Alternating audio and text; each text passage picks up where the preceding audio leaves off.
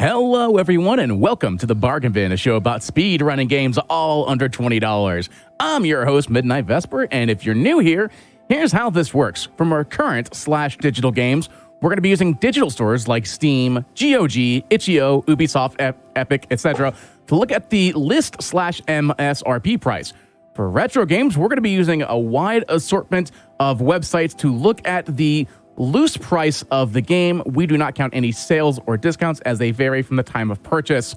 Couple announcements. Awesome Games Done Quick 2022 online is Sunday, January 9th, only a couple days away, starting at 11 a.m. Eastern. Come see a week of speedruns here on Games Done Quick on the Games Done Quick Chicks channel. Go to GamesDoneQuick.com for more information. And hey, if you're watching us on YouTube, Awesome Games Done Quick will be live through the 16th. So you can go to twitch.tv/GamesDoneQuick if you're interested in looking at the event live. Also, don't forget, use the !highlights command in the Twitch chat to find out all about our highlights channel, where you can find small highlight reels of all of our hotfix shows and main events.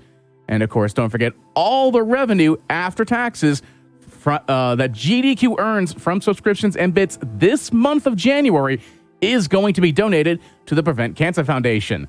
And of course, like I said earlier, Awesome Games Done Quick 2022 online is only days away, so I thought it'd be a great idea to bring in some classic speed games that everyone really loves, Dark Souls 2 and Cuphead.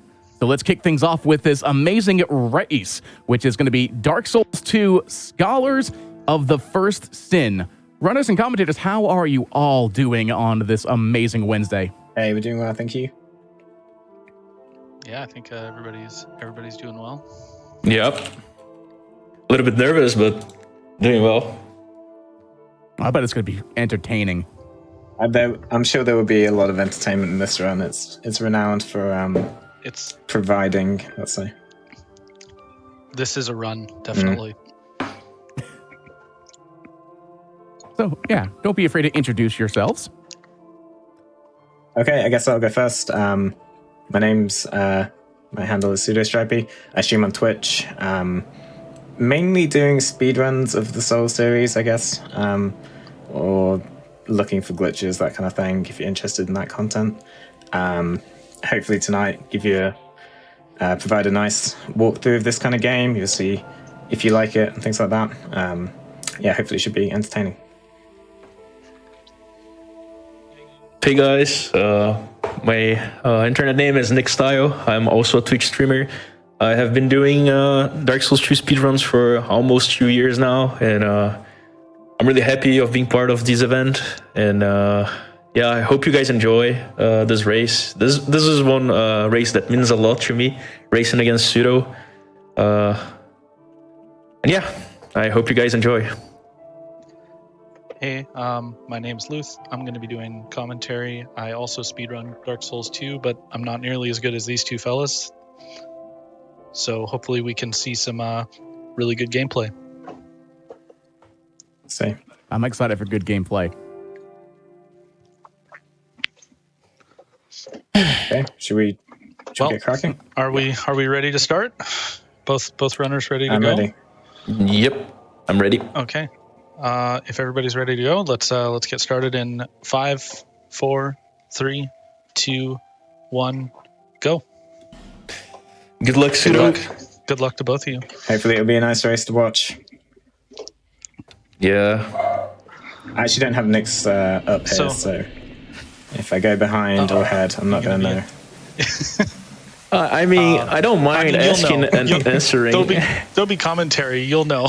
Yeah, if you want to let me know when there's a death, that'd be nice. Oh yeah, no, don't worry. You'll hear about it. Yeah. So both runners here are heading to character creation. We're going to start at the Explorer class with healing wares, and the reason that we do that is Explorer starts with a lot of really useful items for just the run in general. It starts with some witching urns, which are kind of like magic grenades, and starts with a Pharaoh's Lockstone, which we need later, and enough stats to use a hand axe, which we're going to use for the first boss. So and the weapon buffs as well. After Oh yeah, and we start with some aromatic ooze, which is a weapon buff, which is very useful early on. It lets us buff our weapon for the first 4 bosses. Yeah, so generally in the speedruns, obviously, you're trying to get as strong as possible, as early as possible, and just a little bit of extra damage by choosing a different class. It's often correct in this game, or often fastest. Different classes, you know, they'll start with different weapons or different items or different gear. Explorer, you know, they start with a bad weapon, you start with a dagger, but everything else you start with makes it worth it, and you can just buy a better weapon. It's fine. So the first thing both runners are doing here is they're going and killing Moglin. Moglin's an NPC who sells boss armor, which is not useful to us. We don't want any boss armor, but he's wearing an armor set that grants about 24% additional souls. So we want to wear the armor after every boss kill to get extra souls so we can get more levels, more items, more everything. And then they're going to talk to the Emerald Herald here. That's the lady that lets you level up. She also gives you the Estus Flask. So they need to talk to her there to get her to move, because you need to talk to her about, I think you talk to her 3 times before she'll let you level up. So that's the first time. 3 more times. And then, yeah, three more, yeah.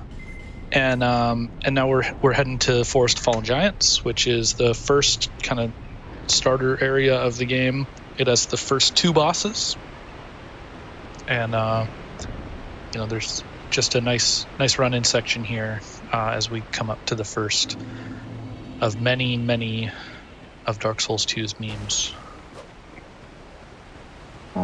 Yeah, I hope that I get a really good Cardinal Bonfire. Don't wanna get the first meme, you know. Yeah. So this version, Scholar of the First Sin, has a lot of differences in terms of enemy placements, item placements, etc. And Forest of Fallen Giants is a great example. There's generally speaking, there's more enemies in Scholar, and especially early game, there's a lot more enemies. So we're coming up on Cardinal Tower, which in vanilla, you know, in base DS2 is pretty easy, but in Scholar they add just 1 extra enemy. It's all it takes, and he chases you right into the room. The enemy is designed to be annoying. He's kind of scripted to follow you into this room, and yeah. So he chases you in. He attacks you like Pseudo here is talking to an NPC. He's buying a weapon and a firebomb, and we're actually going to do the first kind of glitch of the run as well. It's called Bomb Wall. So if you aim your camera down and run right up against that wall, there's some explosive barrels on the far side, and the firebomb hitbox will clip through the wall and blow up a barrel, and it'll open the shortcut early. So both runners got Bomb Wall. That's very nice. It's about a 40-second time loss to miss that. It's actually very easy to do. Like if you spent 5 minutes practicing it, I think just about anybody in this chat could do it. So we're coming up on the first boss of the run here at the bottom of this elevator. Dude, almost got killed by the spearman. I took the peach drop, so I had extra HP. Almost. Okay, so Pseudo is about to go through the fog gate here to fight Last Giant. Last Giant is a pretty scripted boss fight.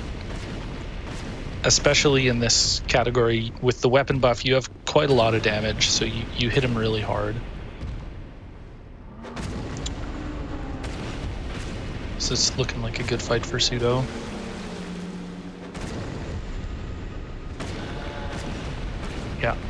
Yeah, that's it. So that's Last Giant, and it looks like it's a good fight for Nick as well. So Dark Souls 2 has a lot of bosses. 41 bosses. It's more than every other Souls game by quite a lot.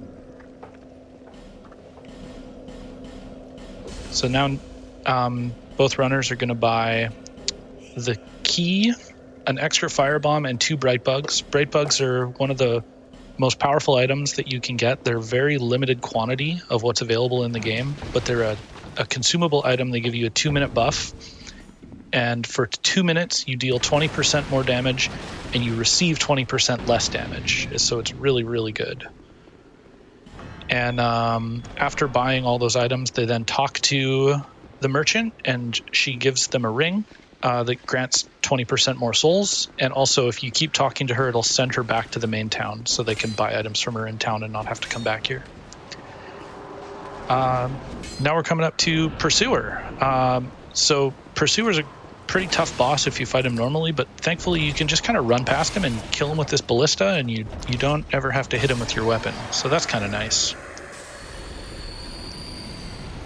Yeah, so I did have a question, because I noticed there's been costume changes. Yes. Between, is there a particular reason for that, or is it just for cosmetic reason? So the armor that they're wearing, when boss souls are granted, is about 5 seconds after the boss dies. And if they're wearing the armor when the souls are granted, they get 24% more souls. So they want to run around without armor on, because having less equip load makes your stamina regenerate faster. And they only equip this armor right at the very end when they're given the souls, and then they unequip it as soon as possible so their stamina can start coming back faster again. yeah, so essentially, we want the effect of the armor, but we only want it at certain times. So rather than kind of weighing us down a lot, we just kind of abuse it by killing the boss and then just putting it on to get the effect and then taking it off again. Yeah, it's very fortunate that it takes so long for souls to be given in this game that you can just put the armor on after the boss is already dead. Next barrel missed, I bet you. So Nick's barrel missed, and the dog broke it. Oh no! Oh no! You took Okay. bonfire. So I think he did. Yeah. Okay. Yeah, I got the bonfire mess. Dang. So unfortunately, Nick has to suicide, because that barrel opens, as you saw with Pseudo, his barrel exploded, it opened a bonfire, and it actually opens a blacksmith, which is really, really useful. So you need it. It's 100% required. So if you don't get the barrel in a normal run, this would just be a reset. But since we're in a race here, it's a suicide and try again. And Pseudo is running off to Hyde's Tower of Flame for the next boss fight that we don't actually fight. He gets defeated by the power of physics. Yeah, we're just kind of... this is a bit of a rush. We're collecting kind of bonfires and areas that are useful later, and also getting easy souls. So you saw the ballista killing the pursuer. That was fast. Yo, dude. Nick is just getting demolished by this barrel. They patched barrel, guys. They patched barrel. The barrel, by the way, is really inconsistent. There's very little we can do. People have tried finding a consistent way of blowing that thing up for hours on end, and it just sometimes doesn't work. Like, dude, it's I am O2 with the barrels. Oh, do you still have a firebomb? Yeah, this is bad. No, he used it on I don't. that one. I used... The barrel blew up, but the wall did not. Oh, yeah. Right. Yeah, they patched it, guys. Okay, so here's Dragon Rider. So if you wait 6.5 steps and then just run past him, he throws himself off the ledge. He does a lunge attack. Yeah, not a good idea. That's a pretty consistent lunge attack. Like, once you know how many steps.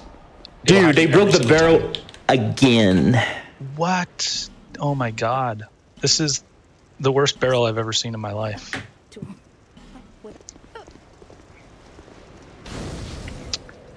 So we talked to Lycia there to send her back to Majula as well, because we need her to move we need her to move a door for us. So we send her back, but we don't talk to her still for a little bit, because we need to do a quick level up and head down the pit. So he's leveling up 9 vigor, 10 endurance, and 12 dexterity. The 12 dexterity is to let him use the weapon for the first 80% of the run, which is the main rapier. Weapon, yeah. And endurance is for some stamina, and vigor is for some health. So it's just a little bit comfy. Oh, that's looking like not a good barrel. Oh man. You're just gonna try to get the guy to hit it? Fancy, Nick? Dude, No way, Did it get the wall? dude! Oh my gosh. Dude! This is just awful. Dude, I am like 0-4 with barrels, pseudo. I wish I was my watching. God. 0-4. Okay, so Pseudo bought from the merchant. He bought a mace, and he bought a rapier, 7 Titanite shards, which are upgrade materials, and also bought a bow, or picked up a bow out of a chest and bought some arrows. And then he upgraded his rapier to +3, his mace to +1, because you need the mace for a boss later. And then went to the cat, and the cat sells a bunch of useful stuff. He bought, it looked like 2 homeward bones, 10 alluring skulls, 9 alluring skills. and no 9. skulls. 9, sorry. Oh, 9. Okay. And also he bought the silver cat ring, which is a ring that reduces fall damage. Oh, the barrel! Finally! Let's go, Nick. Dude, Let's go. Dogs! dude, Oh, the dogs are hyper aggro. I'm having though. to fight a dog, dude. The dog's inside the thing. But he did it. He's through the split. So I'm laughing just because I can picture this exact thing. It's happened to me many times. It's painful, but it's kind of funny as So well. you saw Pseudo earlier killed a crystal lizard on that bridge. That drops an infusion stone called a Dark Knight stone. It lets you put an infusion on your weapon, so we can infuse our weapon with dark, which is really nice because in this Souls game, you can infuse weapons and still use spell buffs on your weapons. I found out like last week that you cannot do that Dark Souls 3. Yeah, you have to tumble buff in some games. Whereas it's a mechanic in this game, so it's expected. Yeah, so it's pretty nice. You can't use resin on an infused weapon, but you can use spells. So Pseudo is heading into the Black Gulch. This is the first of 4 Lord Souls that you need to kill. In like a normal playthrough of the game, you would kill all 4 of them to access the end game. In this run, we have to kill all 4 of them because they're bosses, and we need to kill all the bosses. Oh, dude, a rough start, man. Yeah, that's. That just means the rest of the run is going to be. I mean, Yeah, okay. we said there's a lot of memes in this game. That's Yeah, and an honestly, example for you. it's obviously you lost a lot of time there to barrels, but it's not like there isn't stuff that can kill 5 minutes of Pseudo's time. Oh yeah, like this run is very long. I'm sure it will even out somehow.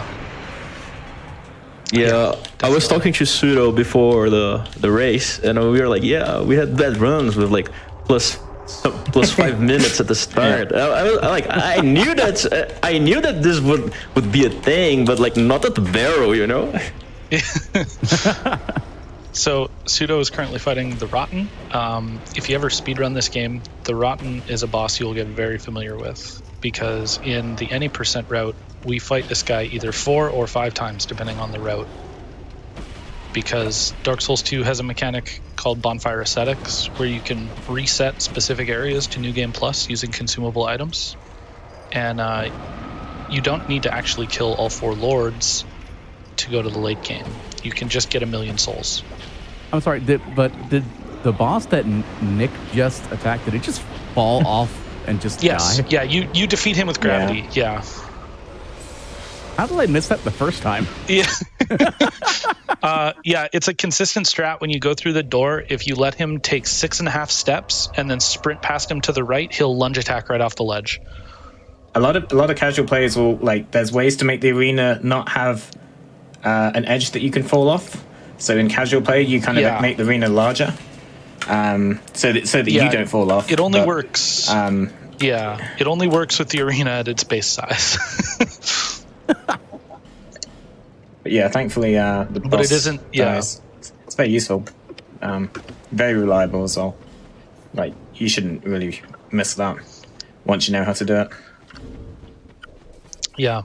So now Pseudo, being done with the Rotten, leveled up 13 attunement, 16 intellect, and 19 faith, because we use a lot of spells in this run. And we're actually going to buy our first spells here from Lycia. Yeah, mainly like utility spells and weapon buffs. Yeah. Yeah, we don't really use any offensive spells other than one, but we buy Homeward, which is basically gives us the Homeward Bone. And from her, we also buy, what was the other one? Force, which pushes enemies. So we use Force much, much later, but Homeward we used a lot throughout the run. But once upon a time, there was no spells in this route, and it was just a melee route, and watching those old runs is really scary. Yeah, the damage is just so much worse. And like some of the strategies just so dangerous nowadays. Yeah. I've watched a couple of those old runs, and like it's terrifying. The old YOLO corridors as well. Authority is the scariest. Authority. Pretty good. So now Pseudo is buying Dark Weapon, and he's buying a staff so he can cast Dark Weapon. So that's a weapon buff that puts Dark on your weapon. It's pretty self-explanatory. And we're off to fight what I think is the worst boss in this route. It's a tough It's not the worst boss. It's not the worst boss in the game, but you have such little gear and stats here that this is just the worst part of the route. The early game for this particular category in this route is quite tough. The first 30 minutes, you can just die anywhere. Everything can go wrong. Basically, I think once you're out of getting Flynn's, it gets a lot easier. Yeah, after Flexile is when I calm down a bit, which is usually that's a good point. It's like, for me, that's like 35, 36 minutes in, usually is when I'm clearing out nomads. So the reason that we bought a mace and upgraded it earlier is actually for this boss, because we're about to fight Skeleton Lords. Nick is heading through the Black Gulch on his way to fight the Rotten, so he's now that he's past the barrel, everything's going fine on his side. He's got some time to make up for sure. Nothing can go wrong, right? Forlorn, please.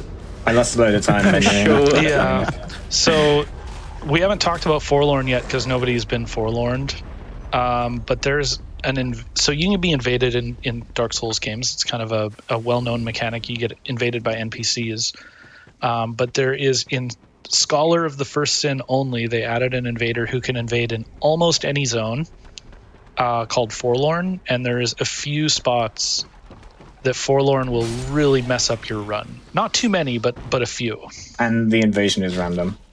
So there's no way to know if it's going to happen. It's hard to prepare for because the fastest preparation is just to hope that he isn't there. And most of the time that will work, and sometimes it won't work. And then you suddenly see people floundering around with an enemy trying to kill them, who's quite strong a lot of the time as well. Yeah, he's very hard to kill. Like the best way to deal with him is, part of the reason we get Homeward so early in this route is because you can't use Homeward Bone or Dark Sign while you're invaded, but you can use the Miracle Homeward, which does the same thing. So part of the reason we get Homeward so early is to make it so that if Forlorn invades in a really bad spot, you can just return to the last bonfire and it knocks him out of your world. But until you have that, the only really defense against Forlorn is to Alt F4, because you can't even quit out. You have to close your game, just like with a hard close, which costs quite a lot of time. Because this game is timed RTA with load removal, but time spent out of the game is counted in your RTA time.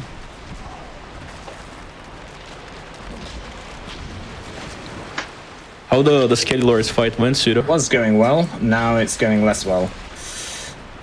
He's going to be fine. He's only got 2 skeletons left. Yeah, I mean, you've got to take it. That could have gone a lot worse. So it was fine. Yeah. We didn't die. I was only nearly dead once. That's pretty good. It wasn't an amazing I saved 20 seconds on my PB. That's pretty funny. Despite losing 20 seconds at the seer. Nice. Yeah, so... Yeah, I would have brought that later, but I lost 4 minutes and 35 seconds to barrel. So now Yeah, we're- basically means that if I miss the barrel like once or twice, like one or more, or 2 times, it would be faster or even to restart my run. And So Pseudo now is sending another NPC back. This is Chloanne. She sells Titanite. As you progress through the game, her inventory gets bigger and bigger. So we buy a miracle from her called Solarpies, which we'll use for, I think, 3 bosses. we Yeah, use it 3 or so, maybe 4. on. Yeah, I think it's 3. And then other than that, we buy some Titanite from her about an hour and a half, 2 hours into the run. And now we're doing the only useful out of bounds in this run. This is the Harvest Valley out of bounds. For whatever reason, they never patched this. It's really easy. You just kind of jump, and now you're out of bounds. It's surprising how few glitches and stuff there is in DS2. I mean, you've seen 2 of them already with the bum wall and this jump, and that's pretty much it. Like that's pretty much all you're getting. There's an attunement glitch. It's as well. It's funny because the old patch of DS2 is arguably the most broken Souls game out there. But the current patch of DS2 has like almost no glitches whatsoever.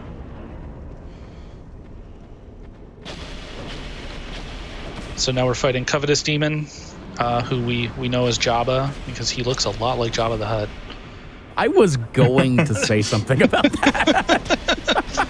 He's a pushover. He hits pretty hard, but it's really, really easy to dodge him. He's very slow. He takes forever to wind up. And he's really slow, weak to this weapon as well, if, which is nice. Yeah, but if he hits you, he trucks you. Like he'll easily kill you at this health in probably 2 hits. He would kill you, no problem. Yeah. So now you just saw the attunement glitch in action. It basically, if you use your mouse, you can open the bonfire menu while you're warping, and then you can attune spells while you're warping, which saves quite a bit of time. And it also lets you overwrite the number of casts from other spells. So, like, Homeward normally only has 1 cast when you have this much attunement, but if you attune a different spell, basically once the loading screen starts, you can keep Homeward, but you'll put the number of casts from the other spell onto it. So now that's why Pseudo has 10 Homewards, because he put Force, which has 10 casts there. Yeah, which actually provides And now we're doing the other. quite a lot of utility. It's very useful. It's very, very useful. And this is now the other worst part of the run that Pseudo is doing, the Gulch Giants. We need to kill these guys in order to get the Forgotten Key, which will let us open a door, which will give us the key to the first DLC. But they're very strong. They'll kill you in 2 or 3 hits, and you have to kill both of them. And they have terrible hitboxes, like just the worst hitboxes. Yeah, quite possibly the worst in the game. These things are notoriously bad. You see me rolling a lot here. And Nick and giving them an incredibly wide path. Nick is having a Skeleton Lords fight, that is for sure. Yeah, the opening was really good. Yeah, I see it all kind of went to hell. Yeah. Okay, that's fine though. Kinda okay. That's fine. Yeah. Really good, like the best fight that I had today. Oh, nice. And guys, I'm sorry about the dogs, but yeah. Nick with the dog RNG. Yeah. Every time that I am every time that I do something important, like a showcase or something, my dogs decided to be part of the thing as well. I do love them, and yeah. So Pseudo just did a jump that we call it hype jump, because when Pseudo found it, it was one of the few times on stream that we'll ever see Pseudo get hyped. Yeah. But it lets us skip warping back to Majula and falling down the pit again and using a bunch of life gems. And that was to go get the DLC key. So now that we're here, we have this bonfire, so we might as well go and kill the Royal Rat Vanguard, which is why he has Solarpies attuned. Solarpies is a miracle that deals a lot of damage in AoE, but only to certain enemy types. And thankfully, these rats are damaged by it. Yeah, it's a really good AoE spell for certain enemies, basically. How were the Goat Giants, Pseudo? Pretty smooth, Skull to be Giants, honest. they were really good. Oh, Yeah, they were really good. I don't even think he got hit. No. oh, yeah, great, Pseudo. Great. But he got one too few rat with his solar pieces. Oh, yeah. That's The some health good. bar hasn't appeared. For what it's worth, Chad is okay with the dogs barking. Yeah, it seems like I see a lot of dogs are awesome in the chat. Hey, man. Okay, so that was okay, mini rats. Yeah, I'm entering Jabba, Pseudo. Just let Yeah. you know how far behind I am. I think it's cool because they So now can that they we're can done see me that- do the. At the moment, they can see me do the fight and then Yeah. compare. And Nick's saving like a few seconds each time. It's going to save Yeah, 10 so seconds now on the that- mini rats. So now that Pseudo has the DLC key and we've killed the rats, we're gonna go talk to this NPC here named Grandal, who we call Gandalf.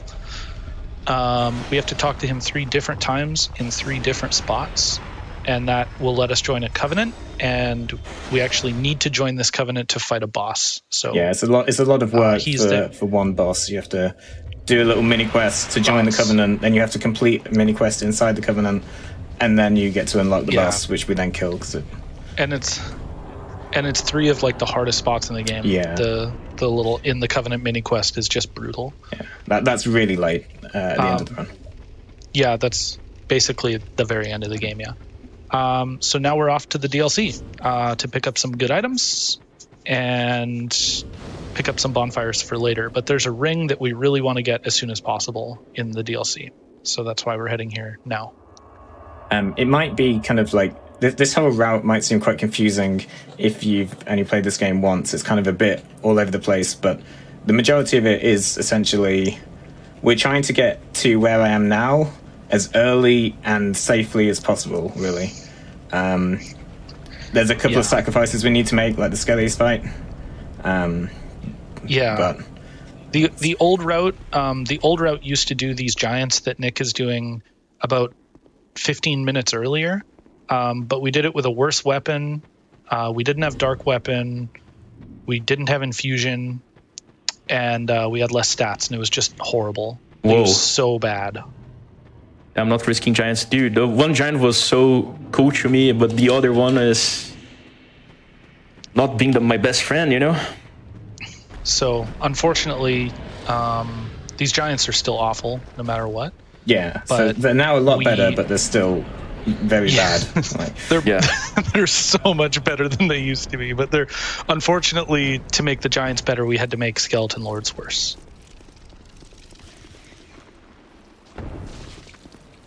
Yeah, but So, it was okay fight. I lost like 2 seconds. I didn't save enough.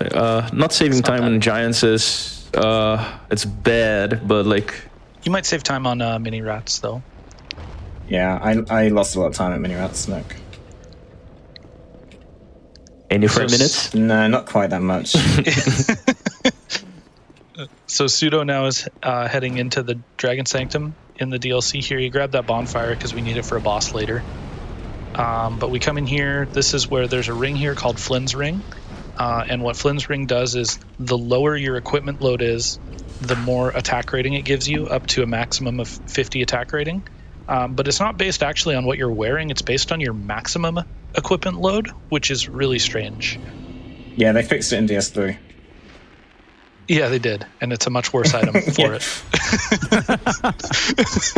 So here, as long as we don't level the vitality stat, which affects what you could wear, Yeah. which we don't need at all since I'm running around naked for most of this one, then we get maximum damage from Flynn's, and it's a lot of damage. It's 50 AR. This is actually... Shelva is actually one of my favorite areas in Dark Souls 2. I really like the bow puzzles and stuff that it has.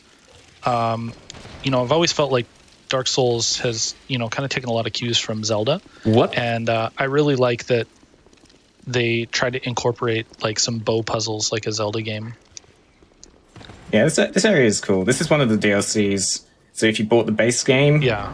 you'd have to buy this separately, but with Scholar, it comes with it. So the enemies here are quite Dude, I strong. got Yeah. hit by a rat. I got hit by a rat through the tombstone. One of the biggest differences between the base game and Scholar is that in the base game, when you make a new file and you do character creation, they just give you all 3 DLC keys into your inventory immediately. But in Scholar, they're like hidden out in the world that you have to go find them. So it adds a bunch of time to the run, of course. Oh, very lucky there, Pseudo. Nope. Oh, not so lucky. No. I don't know. So the item that he's grabbing there is called the Dragon Stone. It unlocks an elevator to a late game boss. I needed him to do the 3rd attack, and then that would have been okay. But yeah, he kind of restarted his big combo. That's a shame. You have a little bit of time saved there, Nick. He died to picking up the key. Oh, you went for the key? Yeah. He actually got the key. He just died after. Oh. Yeah, I was in decent shape, but the dude kind of like did a 2-hit combo when I had iframes, and then it was like, okay, I'm gonna try again. His buddy came over and blocked me on the spikes, and I died to spike damage, which is I didn't have to go for that. I'm entering DLC 1. You gotta go for these things sometimes. Okay, you're not that far behind. Yeah, a couple of minutes maybe. 4 minutes ahead. So gotta make sure and do the hard strats to get even further ahead. yeah. But it makes it fun. Like if you just do a really safe route, there's no fun in that. I do kind of need these souls though. You'll also realize I've used way more schools than I should have done. I actually didn't see. Did either of you guys Jeff jump? No, I didn't. I did. Oh, did you? Nice. Nick did. Nice. Yeah, I did. Making up time. I need to catch a barrel. Yeah. 4 minutes of barrel saved by 8 seconds of a jump that I could die. Yeah, worth it. Yeah, definitely worth. Yep. So now we're going to fight somebody who should be familiar to anybody who's played Dark Souls 1. Pseudo is off to fight the Old Dragon Slayer, which is just Ornstein. So if you played Dark Souls 1, he is one half of the famous Ornstein and Smo boss fight. You missed the Photoshop. I know you were worried about that, Nick. Yeah. Missed the Floto. Yeah. Oh, that's okay. That's just, 8 seconds time loss or something. 15 seconds of time loss. It's not a huge deal. Not a huge deal. Hey, it's better than dying. Yeah. You're just showcasing the fun of the game. Yeah. Exactly. Yeah. It's very easy to die in this game. That's part of the fun. To be honest, this jump is the one that I was like, I know if I miss something, please be this jump. So one of my favorite things about Dark Souls 2 is that both versions of this game, Hyde's Tower of Flame calls someone's reputation into question. So in base Dark Souls 2, that dragon isn't there. So there's like a dragon rider, but there's no dragons anywhere. But in Scholar, the dragon is there, and he's right outside the door of the Old Dragon Slayer. So why is the dragon there? But you said it was a dragon rider, but no dragon? Yeah, so the other boss in this area was the one that we killed with gravity, is called Dragon Rider. But if it's Dragon Rider and they're not riding a dragon, then what are they doing? Exactly. Yeah, we get to see them again later. What are they doing? You can ask. We do. Yeah, we get. When there's 2 of them. I can ask them. Yeah, right? there's 2 of them also not riding a dragon. Yeah. Doing similarly. We'll stop the fight entirely. We'll stop the fight entirely and ponder these questions. So Ornstein in this game is a bit of a pushover. He dies very, very quickly, especially with the amount of damage. Yeah, at this point, because we got so much damage for those giants, these kind of somewhat early game bosses, we killed them quite fast. They fall over. And we've got a DLC damage ring as well. And now the Old Dragon Slayer as well, he drops a ring called the Old Leo Ring, which adds counter damage to thrust weapons, which... I mean, the rapier is obviously a thrust weapon, so it's even more damage. So we want that ring as well. Did you get the Dragonstone, Nick? Nah, even worse. I got hit by the witch. Okay. I'll have to pitch a luring school here because I don't know what you do. Dude, I'm 3 alluring schools down, by the way, so I'm gonna have to come up with backup strats later on. Yeah, I did a backup. I didn't die, thankfully, but I didn't grab the Dragonstone either. Yeah. You still saved a lot of time on him because he died. Yeah, he lost a lot of time there. Yeah, but only 1 minute 10 apparently, which was less than I expected. Yeah, it's not too bad, I need to get the key though, but it's only 10 seconds to get the key. It's fine. Okay, final awkward hard split of the early game. Yeah, this. So now we're doing No Man's Wharf. Are you doing Distwarf? Yeah. I actually don't know the way in Skull anymore, so I don't have a choice. You go through the building. Yeah, I kind of know it, but there might be some enemies there that are going to kill me, so I'm going to. Oh, there's definitely some enemies in there. What I know. Oh, that's not a good start. And that was really close. Nope, it's not. It was. Yeah. Kind of like hung on it. So there's like there's a trash heap there that you can jump. If you jump at a certain angle, that you can jump over. That's a lot of the skips in this game are just parkour. Like that's something I actually really like about it is that not many are glitches. It's just parkour skips. Oh, my dragon! The fire breath of the dragon was really close. Oh, okay. Yeah, I got a good height segment, thankfully. So we're stopping to talk to this NPC really quick. We're buying a staff from him because it casts faster than the staff we're wearing currently. And we're also buying a miracle, or a sorcery, called Yearn, which is basically an alluring skull, but it affects more enemies and lasts longer than an alluring skull. And then we're going to fight Flexile Sentry, which is one of the cooler bosses in the game. I wish he was a little stronger. We just melt him. That's Flexile Sentry. Dude, I got AFK Dragon's Lair, dude. This is so bad. Yeah, no counter damage. And now he starts to jump, dude. Okay, well, yeah. You didn't die. It's fine. Yeah, it was a really good segment with a bad fight. So now we're going to do a quick level up. Pseudo is going to get a little more health and a little more stamina. Just to kind of, as we get further into the game, we're coming back here. Oh, you're doing a weird level up. Wrong level up. Okay. No. I was thinking about my next menu and I okay. forgot this one. Because I haven't got this one. So we get 16 vigor and 19 endurance. Just get some extra stamina, some extra health. It's going to let us attack more times with the rapier and survive some damage.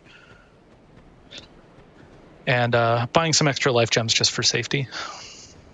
Yeah, I was so close to burning out too early there at Flexile. I missed the elevator. That's terrifying. Had to cancel the homeward cast. Otherwise, please let me out. Please let me out. I feel like you don't have enough homeward bones, Pseudo. That's fine. We do attunement glitch on homeward, so we can. Oh yeah, that's right. You did attune glitch. Yeah, the only homeward bone that we need is Freya. Yeah. I always buy 4, not 2. Yeah, I was used to buy 4, but then this homeward thing, I was still buying 4 besides doing the force attunement glitch. This is a no alluring skull room, I see. Oh yeah, dude, I've already used like way too many. How many do you have left? Like 4 left, yeah. That's like I think that's just enough. I don't know. I'm thinking like you need 1. I normally have like 0 spare, so I've used 3 more than that. Yeah. So I think I'm pretty in touchy waters. I'm trying to think where you need them. You need the 1 going into Congregation. You need 1 before Freya. You need 1 in Freya. Yeah. Let's go. That's 3 of my remaining 4. Yeah, I don't know if you need any others though, because you'll have Yearn after that, right? I'm not sure I'll have it tuned always though. I need 1 in DLC 2. You can use Yearn there. You have DLC. Let's go, boys. DLC 2. That's true. Maybe I should actually. Actually saving some race time here, boys. Let's go. First try Disc Wharf. Yeah, that's a solid, 15 seconds? Yeah. Copian.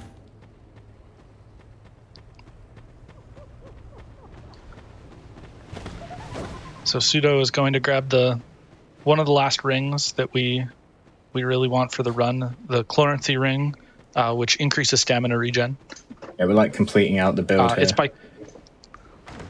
This is one of the last major components of the build, definitely. There's a couple of late game things we pick up, but it's not too much. Yeah, dude.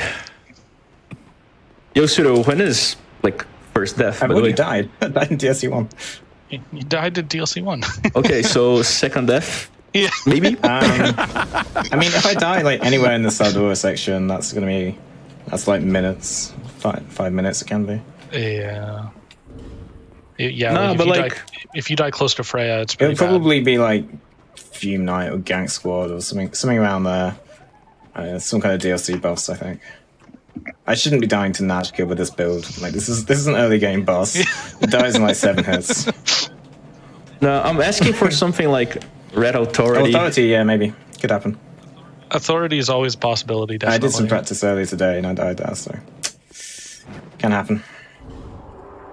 So I mean, you also practice, what was it, parrying before the show started? Parrying NPCs, yeah. Oh, yeah. My time. lots of parrying, yeah. Definitely going to be used in this run. Definitely.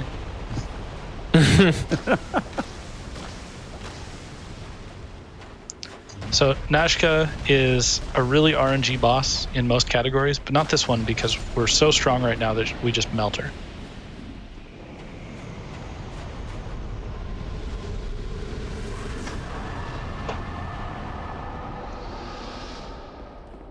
So I know with a lot of the random enemies, there's always specific routes to avoid being hit. Like, how hard was that to learn for this type of speedrun? It wasn't too bad. The area I just walked through where you can't see is a little bit worse, but there's certain clumps that are like really bad. So the Shrine of Amana that we'll get to later, you have to sit down and just do it a load of times and see what their AI is up to. And even then, and this area that I'm doing now, even then, like you want to practice this area before you get here, because otherwise you'll die to this rat or any other various things. So some areas is very easy. If you get hit by that rat, so the reason you're worried about that rat is because they do toxic, which is like poison, only worse.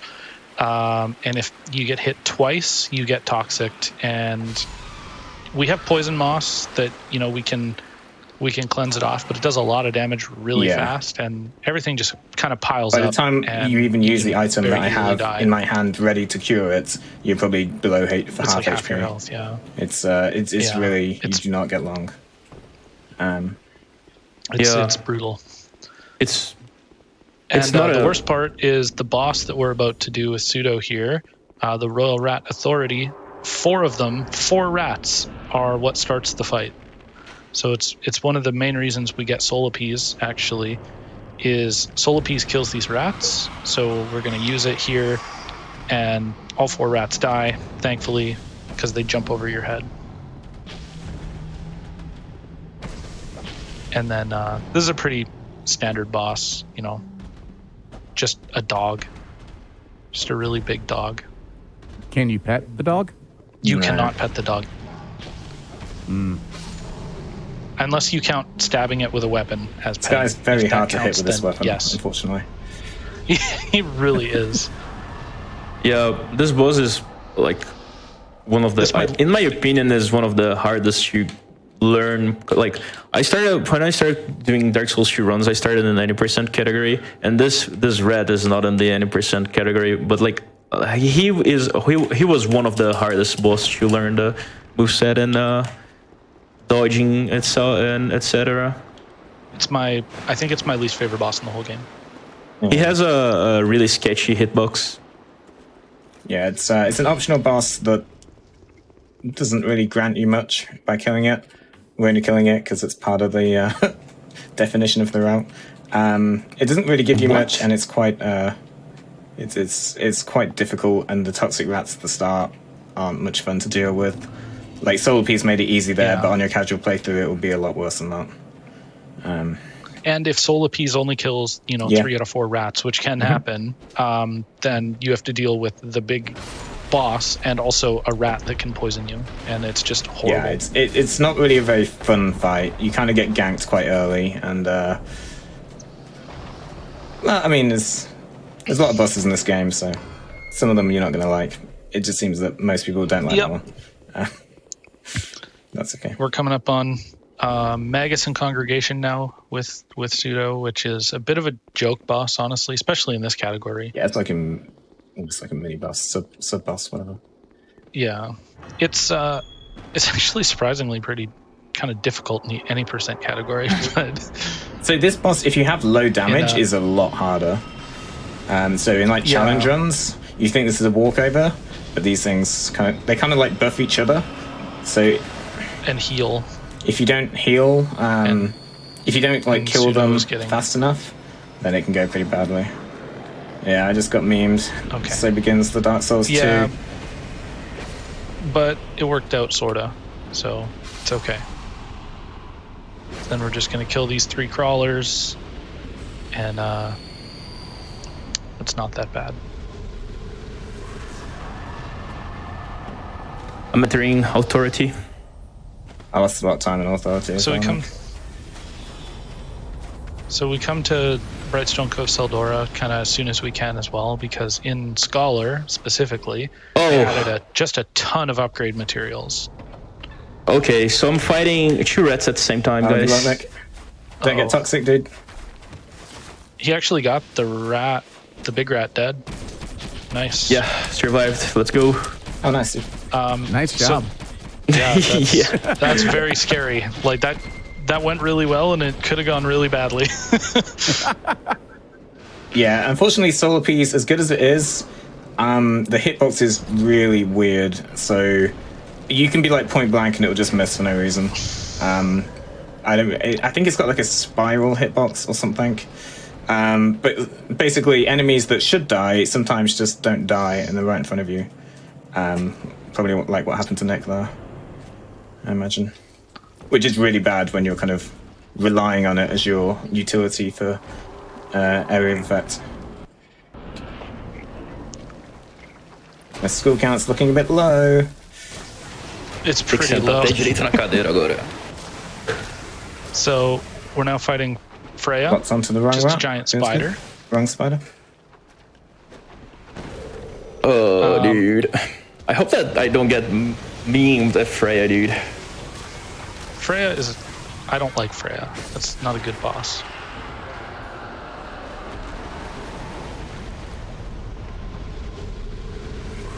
But thankfully in this route, Freya's pretty easy. Yeah, it's easier in vanilla though. You have a ton of damage. You have a plus 10 in vanilla. Like, Freya? Yeah. Oh, yeah, you do. It's like 2 hits. But and to then be honest, like I do think that I prefer the Scholar setup for Freya. Okay. Like you do, I feel comfy doing the Scholar setup than doing the vanilla one. The vanilla one is, I don't know, it doesn't feel like, I don't know, it feels a little bit different. Oh yes, lightning attack. Oh, you love it, dude. Nick, you love to see I got double interrupted. I didn't even cast all the piece. My congregation fight, it was terrible. So now we have all the materials we need to get a plus 10 weapon. So Pseudo's upgrading to plus 10 here, and we're just going to go kill some more bosses. So we've maximized our damage now. Just good. Yeah, the build is basically complete at this point in terms of damage. So now it's just run around, kill all the bosses, and level up every now and then to give yourself more health and stamina. Yeah, basically when we go back to get those bright bugs we talked about earlier, that's the main reason. We go back to get the bright bugs and we just happen to level whilst we're there, you know. They're very good buffs, but extremely limited, so... So bright bugs refresh in the shop every time you kill a lord, and then on some late game bosses as well. So I think we buy a total of 8, and then you pick 2 more up. So I think you get 10 in the run. Is it really as low as 10? It used to. So back in the day, we would get all 24 available. Like you'd use them everywhere, but the routes become a bit more optimized these days. I think we buy the 2 at the start, 3 after Rotten, 3 after Sinner, and then 3 after Giant Lord. After alarm. Yeah, but like they refresh because of Giant Lord. Yeah. And then you pick up the 2 in before Gang Squad. So I guess it's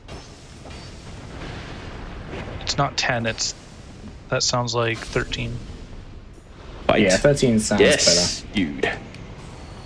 That's what I like, dude. Beam. So the boss that Pseudo just made short work of, Ruined Sentinels, is the boss that probably killed me the most times in my first playthrough. It's a pretty early game boss. You're meant to come here quite early. Yeah, you can get here in and like you 8 fight minutes 3. into the run. Yeah. So.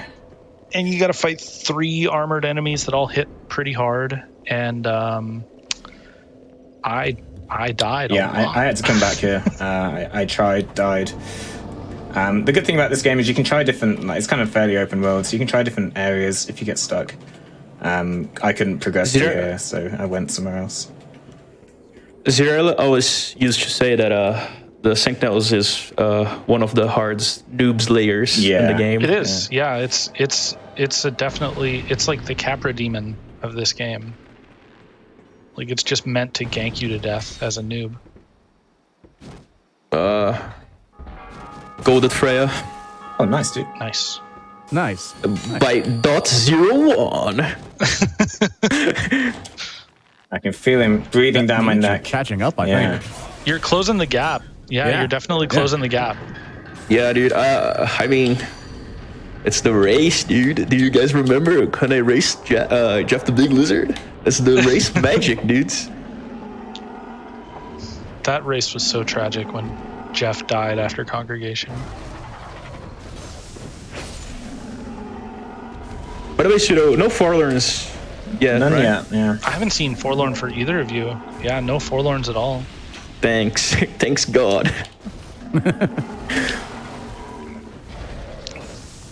Everybody's favorite boss, the Gargoyles. Oh,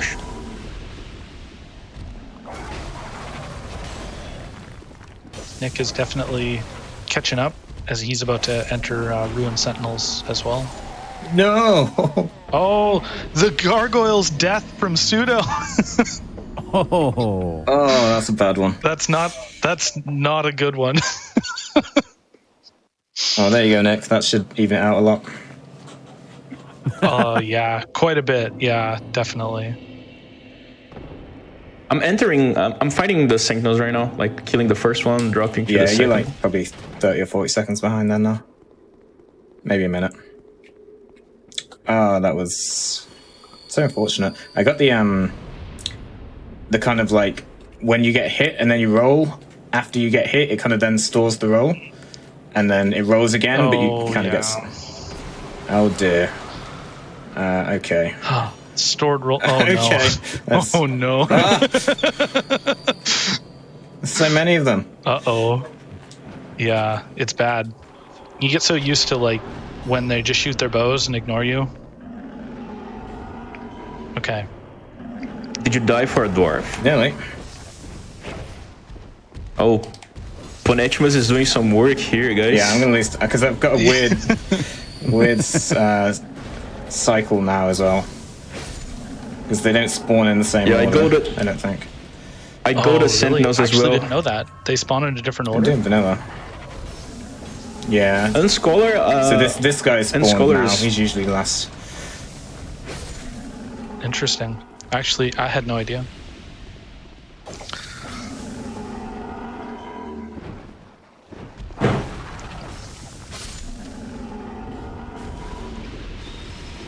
I'm just sitting here watching this fight. Oh, I went okay. Yeah, it was okay for a backup. That lost a lot of time. Okay. Unfortunate. I see Nick is again skipping the chest with the Radiant Life Gems. I usually buy the Yeah, I saw you bought from herbs. yeah. I don't like this chest because previous Ends Master route you have like base HP and like you die for 2 shots of this of the dwarfs. So for me, this chest is a no-no. Yeah. No matter how strong you are, this chest is always concerning. It's really close now. Nick It is though, yeah. Yeah, now Nick is just cleaning up on these gargoyles. Pressure, dude. It's a very nice fight. Yeah, that was a really nice gargoyles fight. Let's go, boys. Okay. Not a go, though. That's okay. Is a gold in our hearts.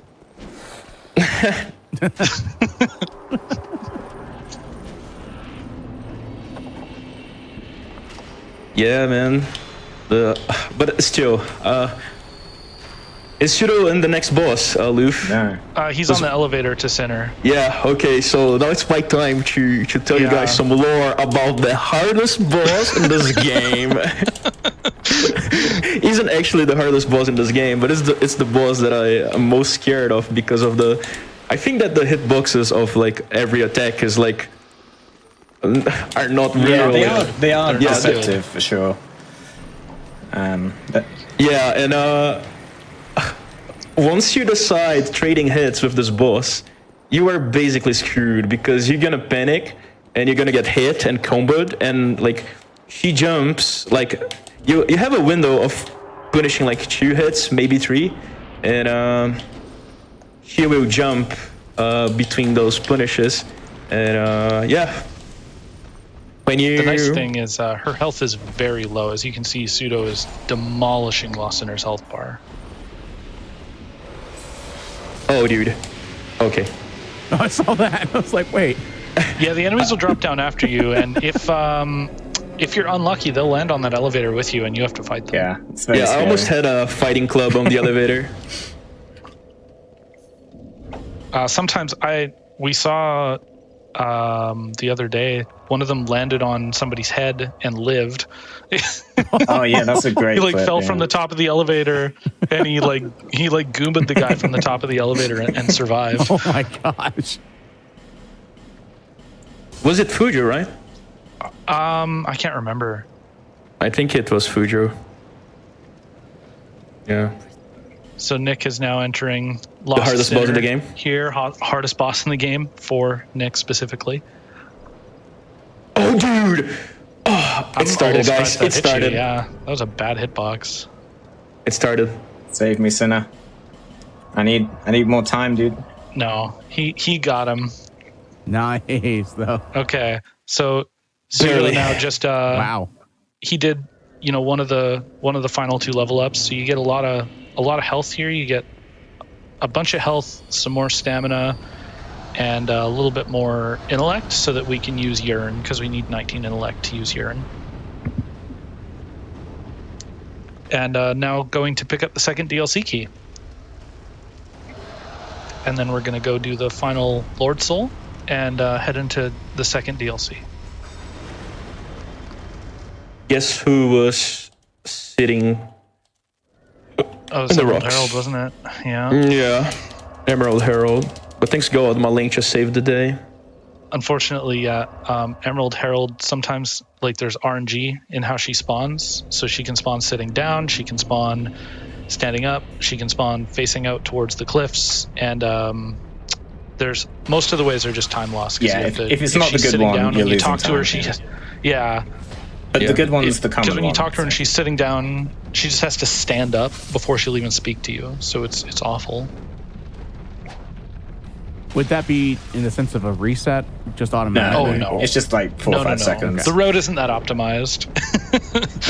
In any percent, it can be an annoying time loss if it happens early game, and you're getting the bad spawn. You're going to lose 5 seconds on an early split.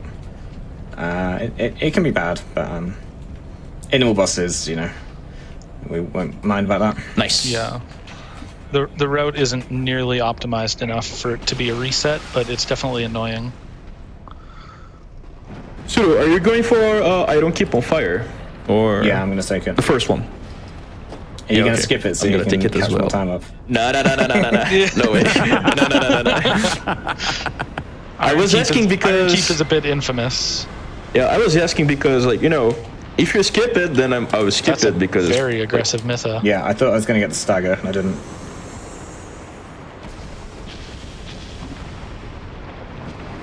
But since you're gonna get it, then I'm gonna get it as well. The clutch poison moss there. Yeah, that fight was not very well played. Not gonna lie.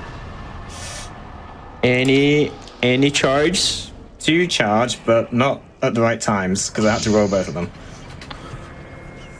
Oh, by the way, Pseudo, you know how Mifa does a preparation when she's about to charge? Yeah, the other day I had a charge that was like, she just like charged. Okay. Not opening though. Was like an Might depend on her range. maybe. oh my god. I think you'll be okay here, Nick. This should be fine. Please charge. Charge is very good because at this level of damage, you Not a can charge. basically kill her in the charge Is Nick in the Mytha fight? because she just Oh, a sits- charge! Let's go! Yeah, he's fighting Mytha right now. Yeah. He's so close. So Mytha, Nice. Mytha's dead. Mytha's dead. Yeah. Nice. That was a pretty good Mytha fight. Much faster than Yeah. Pseudo. Yeah. I'm blaming the RNG, dude. I feel like it was. Oh, it absolutely. The gap is closing in. Yeah. Yeah, definitely. It's just this really long elevator ride. On the elevator. Dark Souls 2 is a game full Oh of yeah, very we're gonna long see some more elevators. elevators later, guys. Don't worry.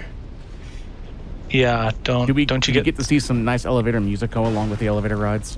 Well, I mean, I could turn the game music up. I played with 0 game music Yeah. usually. Yeah, about elevators. What can we talk about some runners taking the famous break during elevators, guys? Yeah, that's true. There's some 40 45 second elevators in this run, so some of them are famous for like if you got to take a pee break, take it on this elevator.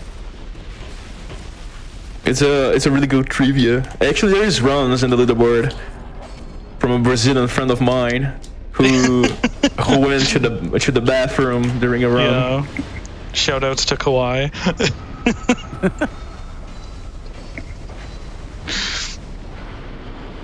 But that's important, And so is hydration. Yeah. Don't forget to drink water. I mean, it's funny because like it's only, it's he only loses like 10 seconds because 40 of the seconds that he's gone, he's on an elevator.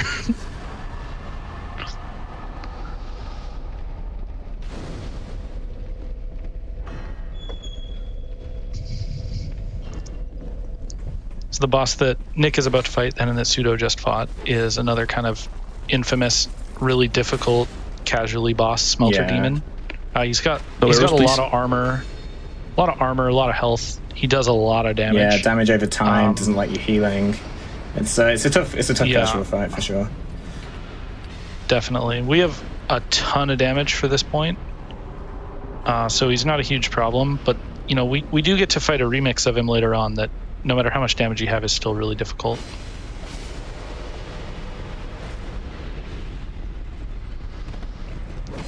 Good fight. Good fight. Yeah, very fast fight from Nick. Thanks. Insane saving time on Pseudo, not taking the bonfire. Oh, he is taking it. He turned around after opening the door. Nah, I was just deciding which split will Oh, which Yeah. would look take worse? the Which split Yeah. takes the Nice. time loss. Yeah. Going for the gold Smelter Demon, but going for the lose time on Iron King. Nah, because I got the first bonfire.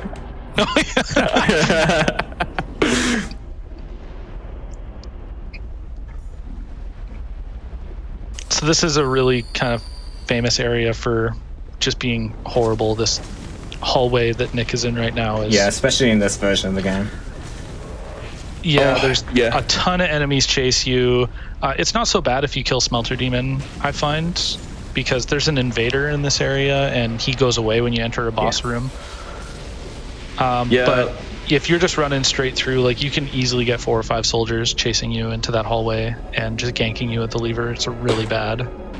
Yeah, this part made me rage a lot back in the day. So Pseudo is now talking to Aldia. We have to talk to Aldia 3 times in 3 different places in order to spawn him as a boss at the very, very end. And you need to beat all 4 lords to get Aldia to spawn at one of those primal bonfires. So that's kind of the first half of the route, is just killing all the first half of the game bosses to spawn Aldia. Bad Oink RNG. Bad Oink RNG. Yeah, unfortunate. The high breath is always unfortunate. Nice. That was close. Yeah. That was very close. Was he getting pushed into the lava there? No, it was a laser, and he did 2 R1s to kill him right as the laser was about to smash his face. Nice. Yeah. So now Nick is talking to Aldi as well. So the reason we get the second DLC key before going this way is because this is the entrance to the second DLC. So there's some fun jump skips in this area. We've got a few cool ways to get around here that don't involve traversing the whole area, because it's pretty difficult to do casually. But we can skip large parts of this zone. So that first chain drop is like a small skip. You know, that saves a bit of time, definitely. But this jump coming up is much larger. This one's called Leap of Faith. It's because we have a mod that we've approved that removes what we call baby jumps, which are this game's coding is really strange, and if you have like really high CPU usage, sometimes when you jump, you'll just get a really small jump. And we don't know why, so we enabled a mod for the leaderboards that removes CPU-based baby jumps. And that jump is called Leap of Faith because before the mod, it was just a total random whether or not you got the jump and lived or got a baby jump and died. Your computer processing a lot of stuff on that frame. If so, you died. If not, you lived. Exactly. Those are the best types of jumps. And now he's doing the Broom Tower skip. So this skips a huge portion of the area. You need quite a bit of health. It's part of why we level up before Dude, I'm coming not wearing here. cat ring. Oh my god. That's scary. You're lucky to be alive. Yeah, it's because I got the arc, dude. If I missed the arc, I would be dead. Yeah. But what does that ring do exactly? Reduces fall damage by like a pretty significant amount. Oh, wow. Yeah. Yeah, actually, I would be dead if if you didn't hit the archway. the arc. Yeah. Oh, dude, that's lucky. Because I was considering like, dude, I know that missing the arc is faster. Should I miss it intended? Pseudo just did the scary hallway. That enemy that big enemy that was like lava coming out of its shoulder. His AI can be manipulated a little bit, but it's also just a little bit random. Sometimes he just turns around and hits you when you're at the lever. Yeah, and it can lose a lot of time. Like, you can, yeah, or you can die. Like, it's not the worst death because you're just down the hall from it, but it's still, you never want to die. So now Nick's doing that same part. The reason we attune urine is actually for this hallway, because those enemies can be attracted by urine. So we shoot urine at the wall, and then the enemies here will leave you alone. Yeah, the enemies except the big one. The big one you still got to deal with. Yeah, but the other big ones won't. The big one isn't affected by urine, but the small guys are, which is quite important. And both got the good hallway, so that's good. Oh, the disrespect healing. That was a scary heal. Yeah, dude, I really appreciated on Nick's stream where the camera just went really close on the character's face. Oh yeah, no. Just to show all the detail. Anytime you're at a fog gate, you can turn around and it'll zoom the camera right in on your face. It's awesome. And there's a fun bug in this game where if you go to the character creator and just spam random, it'll make like a horrible monster for your character, and then you can turn around and zoom in on your monstrosity. So the thing that Nick just grabbed and Pseudo grabbed a bit earlier, the Scorching Iron Scepter, is a key item that unlocks kind of the second half of this area, lets you get to the bosses by turning on all these elevators. So Pseudo's actually heading to what a lot of people consider the hardest boss in this game, which is Fume Knight. This is the true casual killer, this boss. It gets everyone. Yeah, he's pretty rough casually.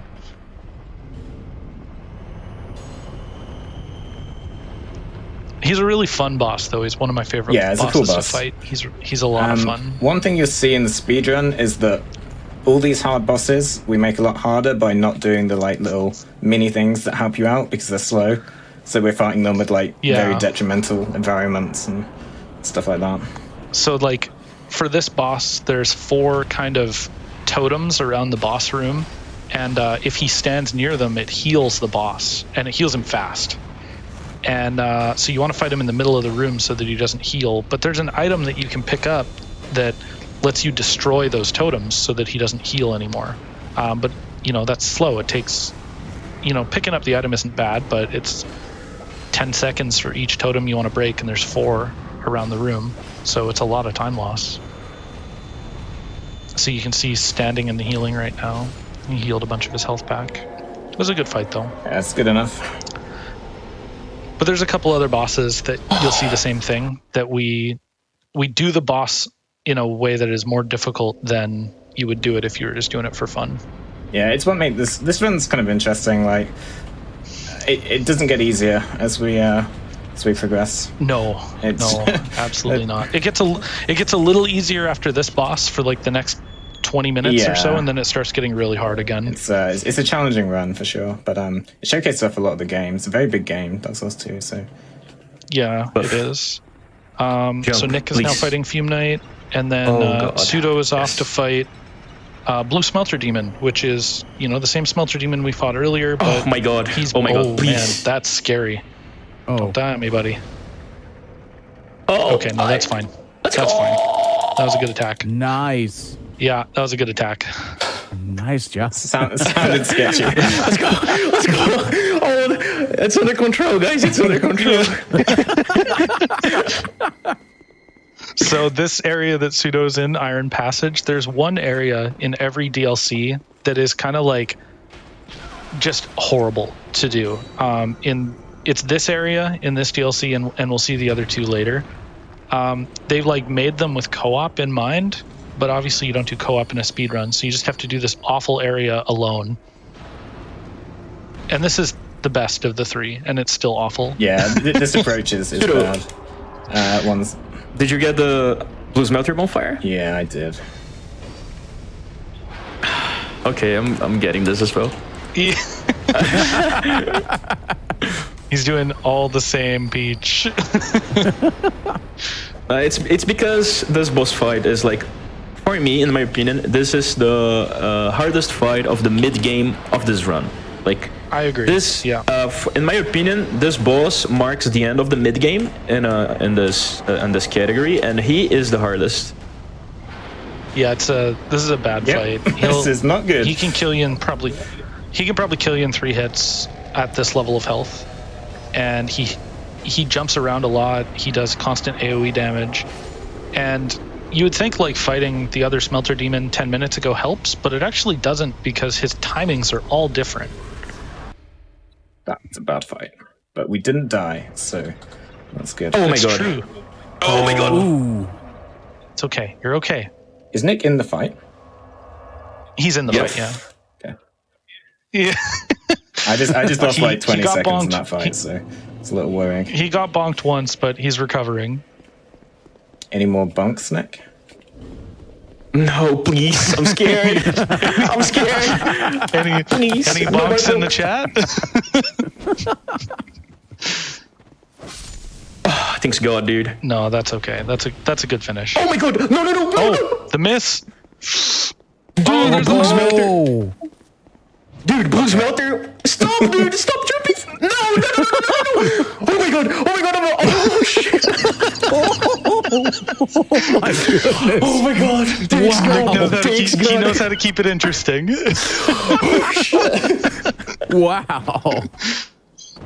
So, Someone want to let me know what happened? My heart, dude. What was going on there? He got hit like 2 more times by Blue Smelter and killed him with about 5 HP left while the fire was ticking on his face. Okay, yeah. Dude, Pseudo, I was about to do the last hit, and he stepped back. You know the jump. Yeah. And then I reached Blue Smelter again, and he stepped back again, dude. I was like, oh my god! But I was like using negative stamina at this point, and like I got the poke, and I survived with like 1 HP.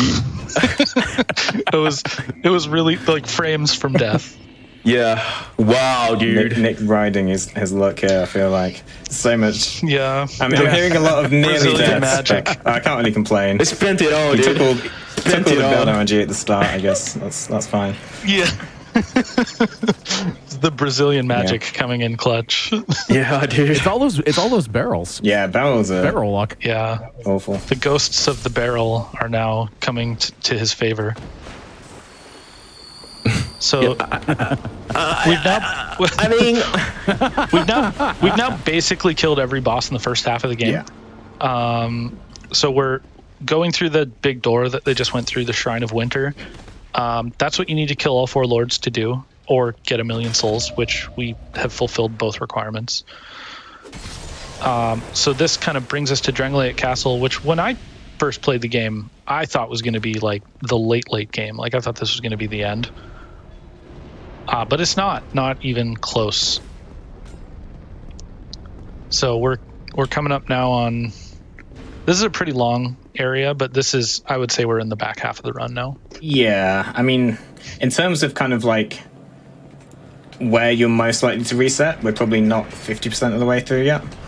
Because the last kind of 30-40 minutes are a lot worse than the first 1 hour. Yes. Well, the first 30 minutes are bad, and the last 30 minutes are bad. And then it gets okay. And this part's okay.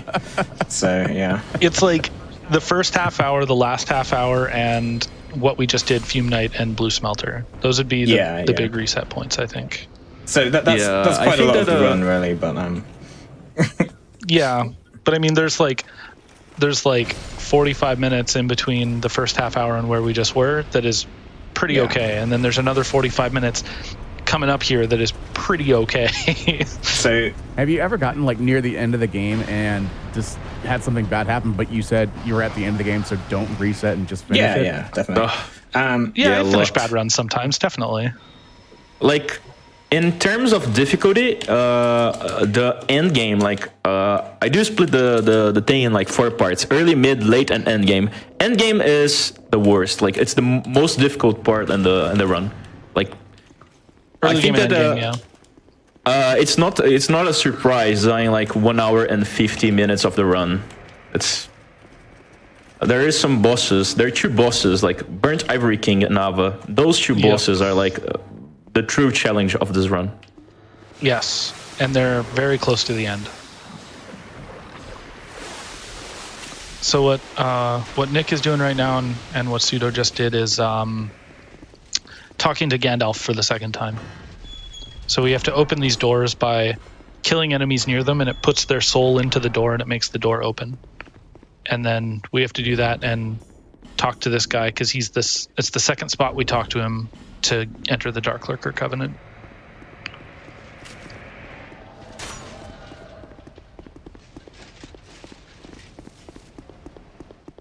Dragon Riders coming up. Yeah, Pseudo is about to go and talk to the double Dragon Riders. Now, are they actually riding dragons? They are not. So they're just cosplaying as NES characters. They're just random armored enemies. I'm not really sure. Yeah. Why? Just a dude in armor called Dragon Rider, and they die very quickly because we have an absolute ton of damage. And because they're not on dragons. Yeah. Actually, that's a very good point. Yeah. There's some dragons in this game. If you can't kill them on the ground, you're going to be losing a lot of time. Dark Souls 2 characters are not so good at fighting things in the air. Maybe a mage build, but I know that really well. About flying dragons. Any flies? My practice run before this, I had 2 flies. Double Insta-Flight Guardian, double Insta-Flight Sin. That was pretty cool.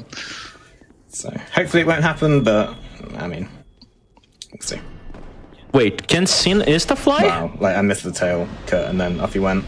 And then decided to go straight back up again, as always.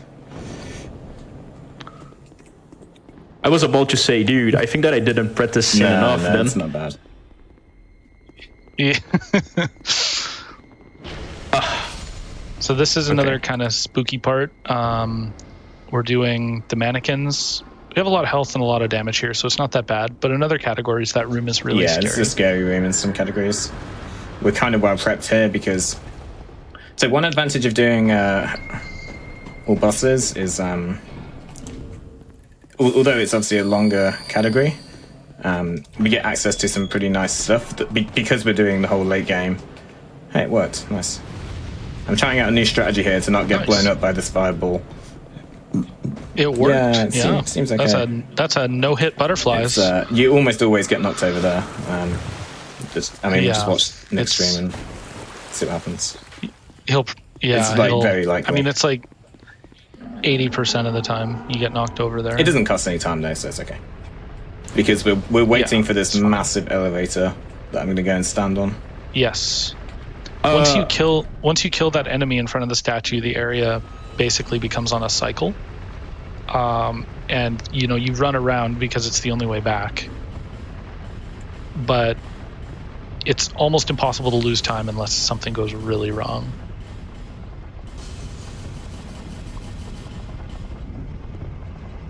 Wow. The enemies just did nothing for Nick, so that was cool. Okay. Yeah, I don't know what is your thing, your strategy, Pseudo, but I do roll forward, and if I drop the ladder by walking, the pyromancers, they don't shoot. Okay. Cool. So we're definitely entering the land of long elevators now. Yeah. This is the first of 3 or 4 that you do just in rapid succession. We pop all of our souls that have been storing up throughout the run. Yeah. A bit of extra money. It's convenient that we have these long elevator rides that you can just pop souls the whole time. Do some light menuing if you want.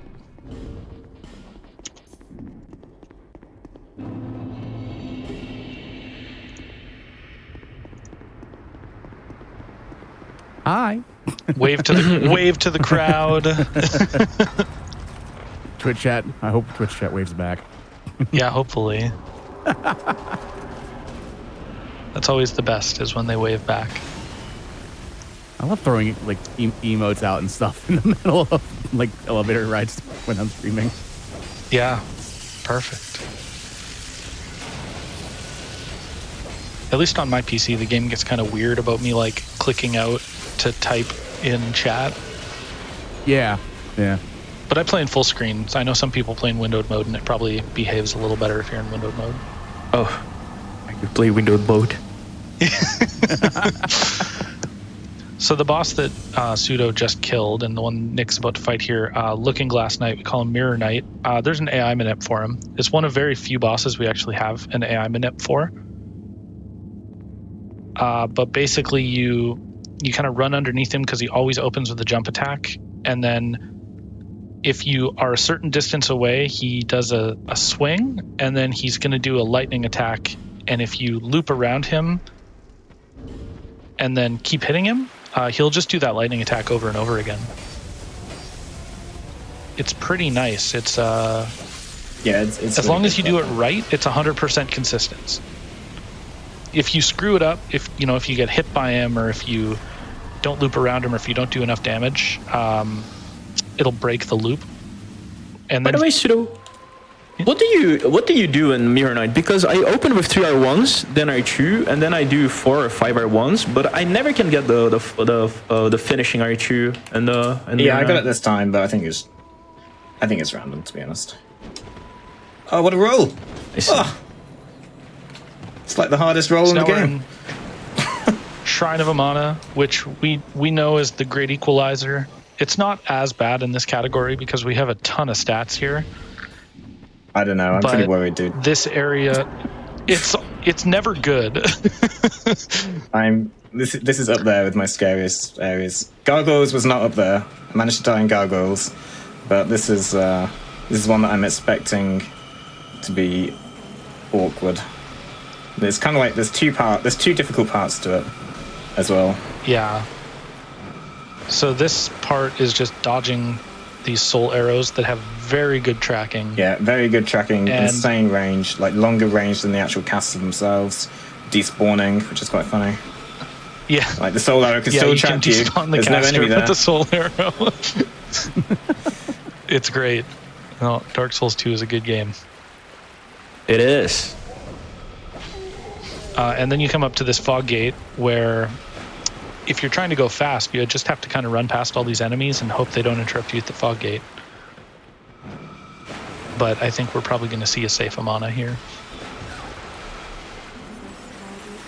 I know no, we we're not. were kind of memeing about Dark Souls 2, but Dark Souls 1, I believe, is on Awesome Games Done Quick 2022. And don't forget, that starts Sunday, January 9th, this Sunday at 11 a.m. Eastern. For more information on the list, just go to GamesDoneQuick.com for more information. There's one run at GDQ this year that I saw was instantly, I need to watch that, which is somebody's doing blindfolded Sekiro. Oh, Yes. That sounds wild. yeah. Blindfold. Thank you. Nice skill. So Earlier today, I tried doing blindfolded Sin. Dude, impossible. Sin's a hard Dude. boss when you can see. Please? No! Oh my god! No, dude! No! No! No! No! No! No! No! No! No! No! No! No! No! No! No! No! Oh, come on. No! No! You got No! this. No! No! You can no. survive. Is he It's running okay. around the fog gate? He is, yeah. Oh, no. Dude, You got this. It's it okay. is very scary. Please, Faraham, bless me. Faraham, You're blessings! good. Let's go! Yeah, you're good. Okay, so that's one scary part. The other scary part is picking up the item up here. I was going to ask earlier if when you're at those loading areas, if the enemies could attack you, and I just had my answer. Yeah. It's for about the first half of the animation. Yeah. It's There's not like in a- the other games. It's just that's the Dark Souls 2 special, that one, unfortunately. Yeah. Yeah, it is. But it's also for I would say the first half of the animation. The second half you get your iframes, but the first half you can be interrupted. Yeah, so you have to give yourself enough of a space to kind of get the animation started before the horde of people start swarming on you. Just start wailing on you. Okay, well, Yeah. we don't want to see Forlorn here. This is one of the worst Forlorns you can get in the run. I had it earlier and lost Yeah. 40 seconds, which was nice. And it's random. You probably just have to- You can't do much with it. you probably just have to take the bonfire and Yeah, homeward, you do. right? He's so tough to fight. So Well, he's tough to fight, and he interrupts you while you're talking to the NPC. yeah, yes, exactly.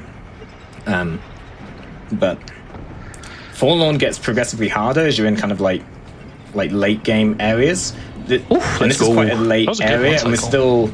we're kind of getting to the end of our level up that we did a long time ago. So when we did our big kind of Yeah. build, it was really nice for all the early mid game bosses. Now we're starting to get onto the harder stuff again. It's kind of not going to be as overpowered. We're going to have to start doing proper fights again. Yeah. You're never gonna kill a boss with 7 hits again. Yeah.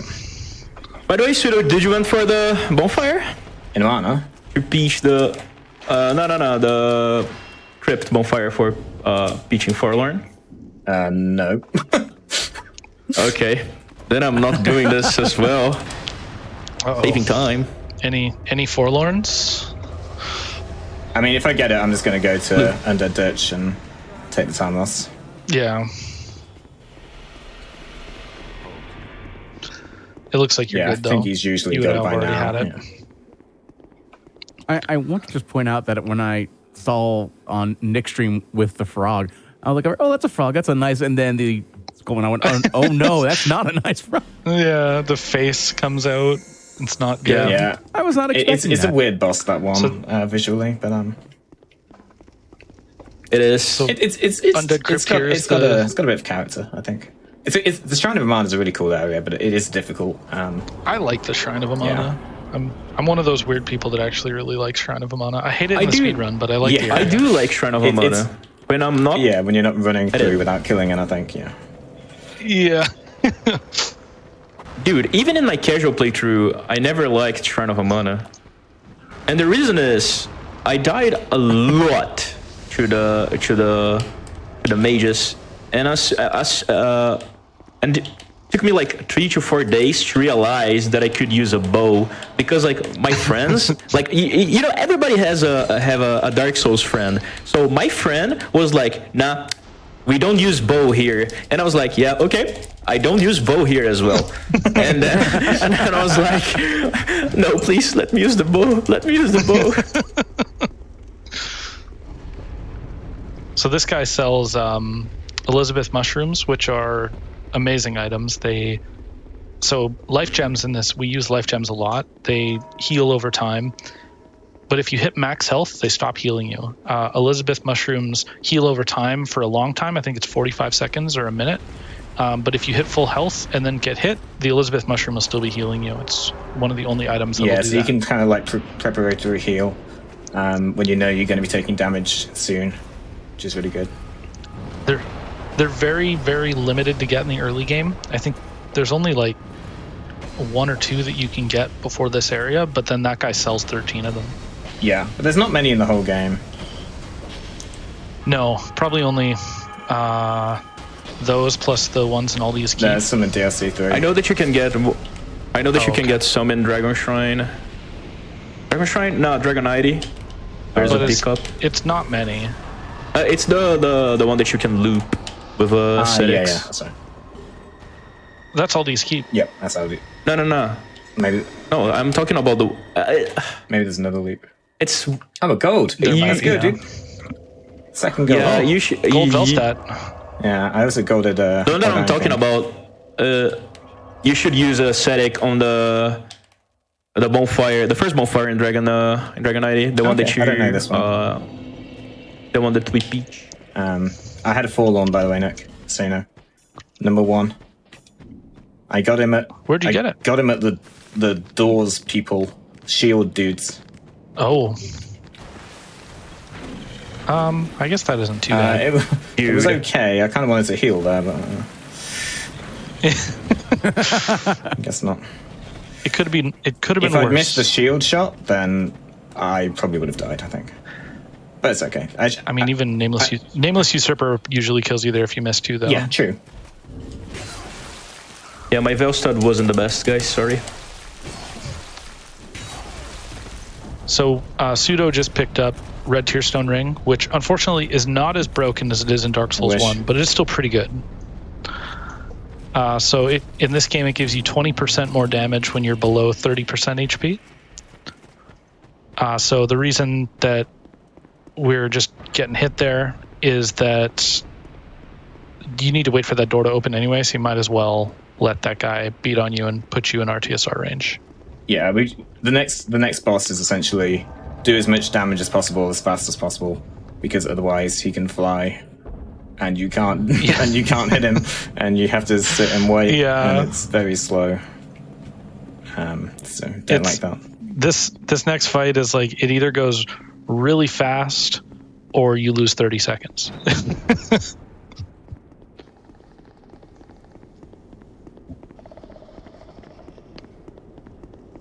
This is a fun area, casually as well. I like exploring all the side rooms, but you kind of just blow through it in a speedrun.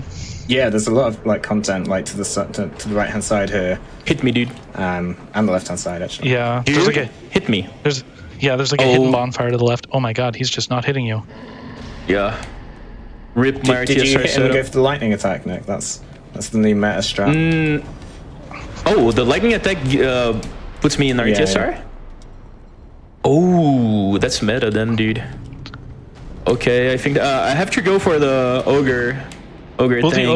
Will the ogre put you in RTSR with this much There's health? a way of doing it, but I don't know what it is. Hopefully it's it will just counter him. damage from casting Dark Weapon. Yeah, it will, I'm sure it will. It has to. If I remember correctly, I saw the Scorching doing it. Yeah, it just sets up like that. Oh, But I don't know if he takes a little bit of damage beforehand. yeah, me neither. We'll find out. Dude, I would do the counter thing. Like I would take counter damage from the counter should from be the enough. Dark Weapon cast. I hope. I mean, I'm sure that I will not die because I have 31 vigor, but imagine if like 30 vigor and like 30 vigor you can get RTSR, and with 31 you cannot. This would be sad. Do you have 31? I have 31. And some extra souls.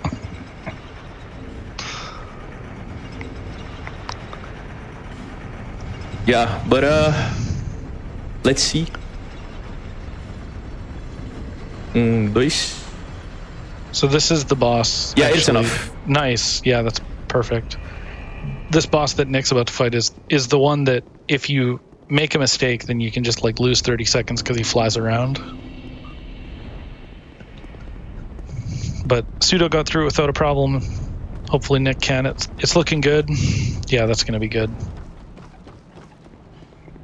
Perfect. Nice. So we're coming up on another kind of scary area, Dragon Shrine.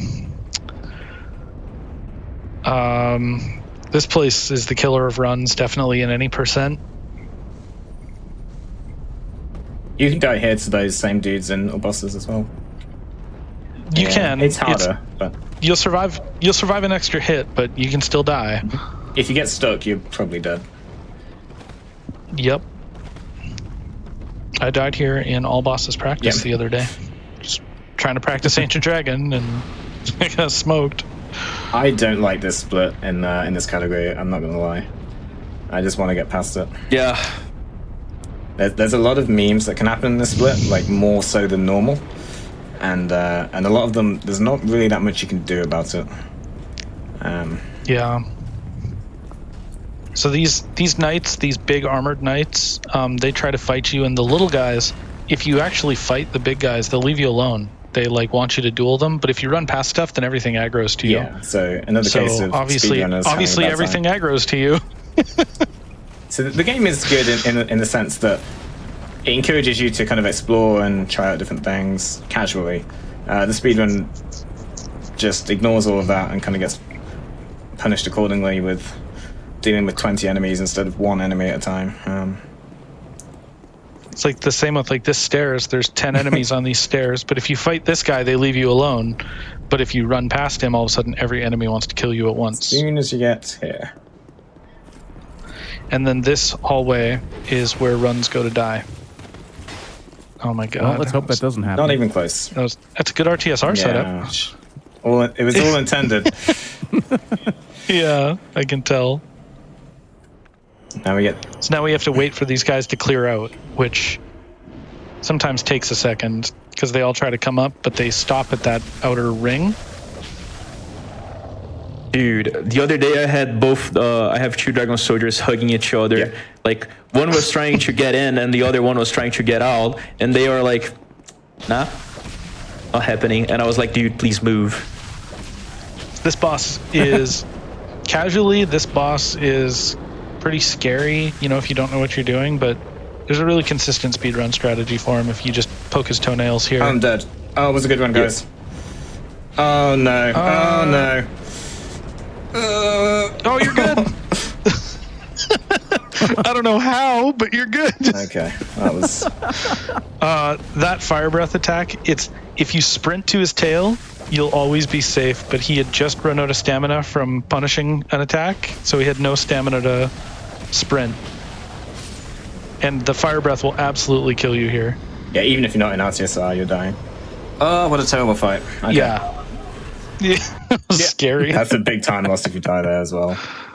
That's one of the worst places to die. That's almost like, it's not a dead run, but it's almost a dead run. You're probably talking 3 minutes, I think. Yo, guys, nothing to see here. Please leave. Please, Fister! Thanks. I like how you said just leave, and then they all kind of went, okay, just, Yeah, just getting out of there. Just waiting for the right moment. So since Nick has full HP, he wants to set up RTSR by tanking a stomp, but he didn't get a stomp first attack, so he's just not going to bother. Oh, dude! Flying? Any flies? Any stomps? He got to fly. He got to fly. More flies? He can't do two flies in a row, which is really bad. Because instead of getting 12 counter hits... At this point, I'm not getting RTSR at all, dude. Yeah, there's no point.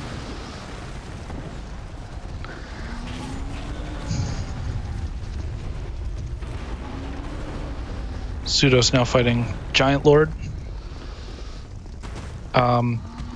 This boss you're fighting him in Red Tier Stone Ring range, so if you get hit by him, you'll die, but he's not that scary. He doesn't have that much health. Oh, I can't see much. Yeah, you spend more time fighting the camera on this boss than the actual boss. That was a little scary when he's that close to the wall. Always in speedrunning when the main enemy is the camera. Camera Lord, yeah. Yeah, definitely. So we're approaching the final big level up. I think there's one more boss before we do level up. Yep. So we're going to fight Sir Alon, which is my favorite boss in the game. I love this boss, but the run up to him is awful. There's an ongoing trend here, isn't there? Everything in the DLC, pretty much every split is awful, but it is very much. I don't know. This area is pretty bad casually as well, but a lot of this is.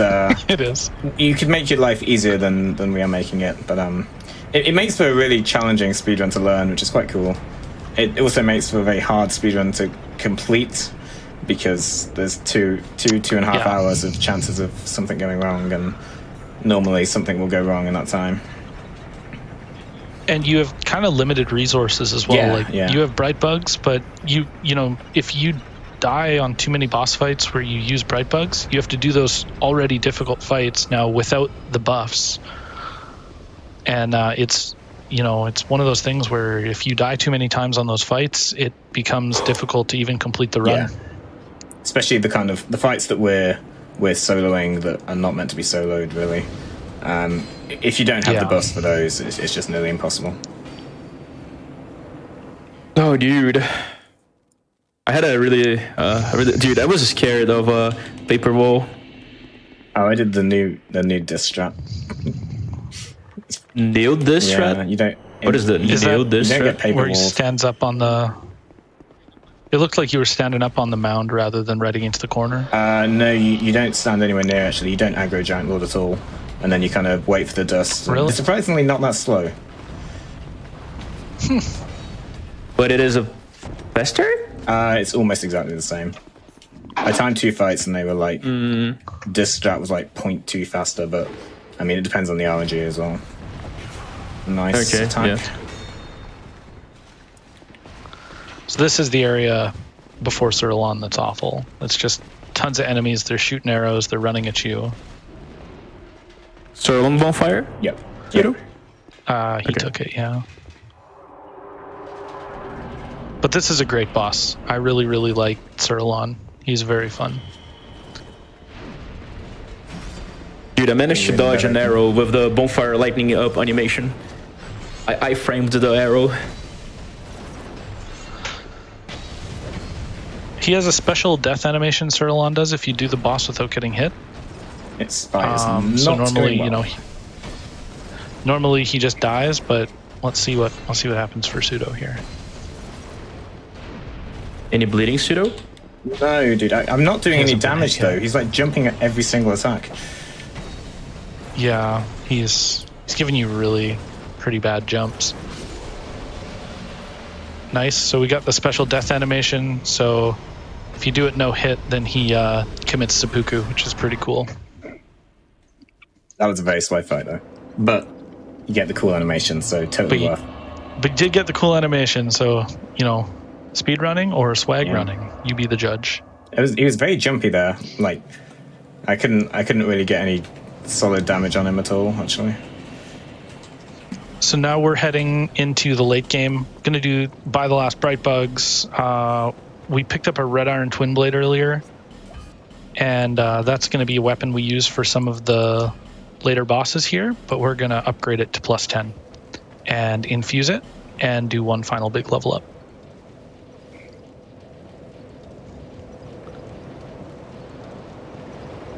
So we need to upgrade our dex and strength so that we can actually hold the red iron twin blade, because we don't have enough stats to do that at the moment. Let's go, hitless dude. Nice. Both runners getting the hit list. Yeah, you know they say if Pseudo got it, I have to get it as well, dude. Yeah. I need to keep up the show. Yeah.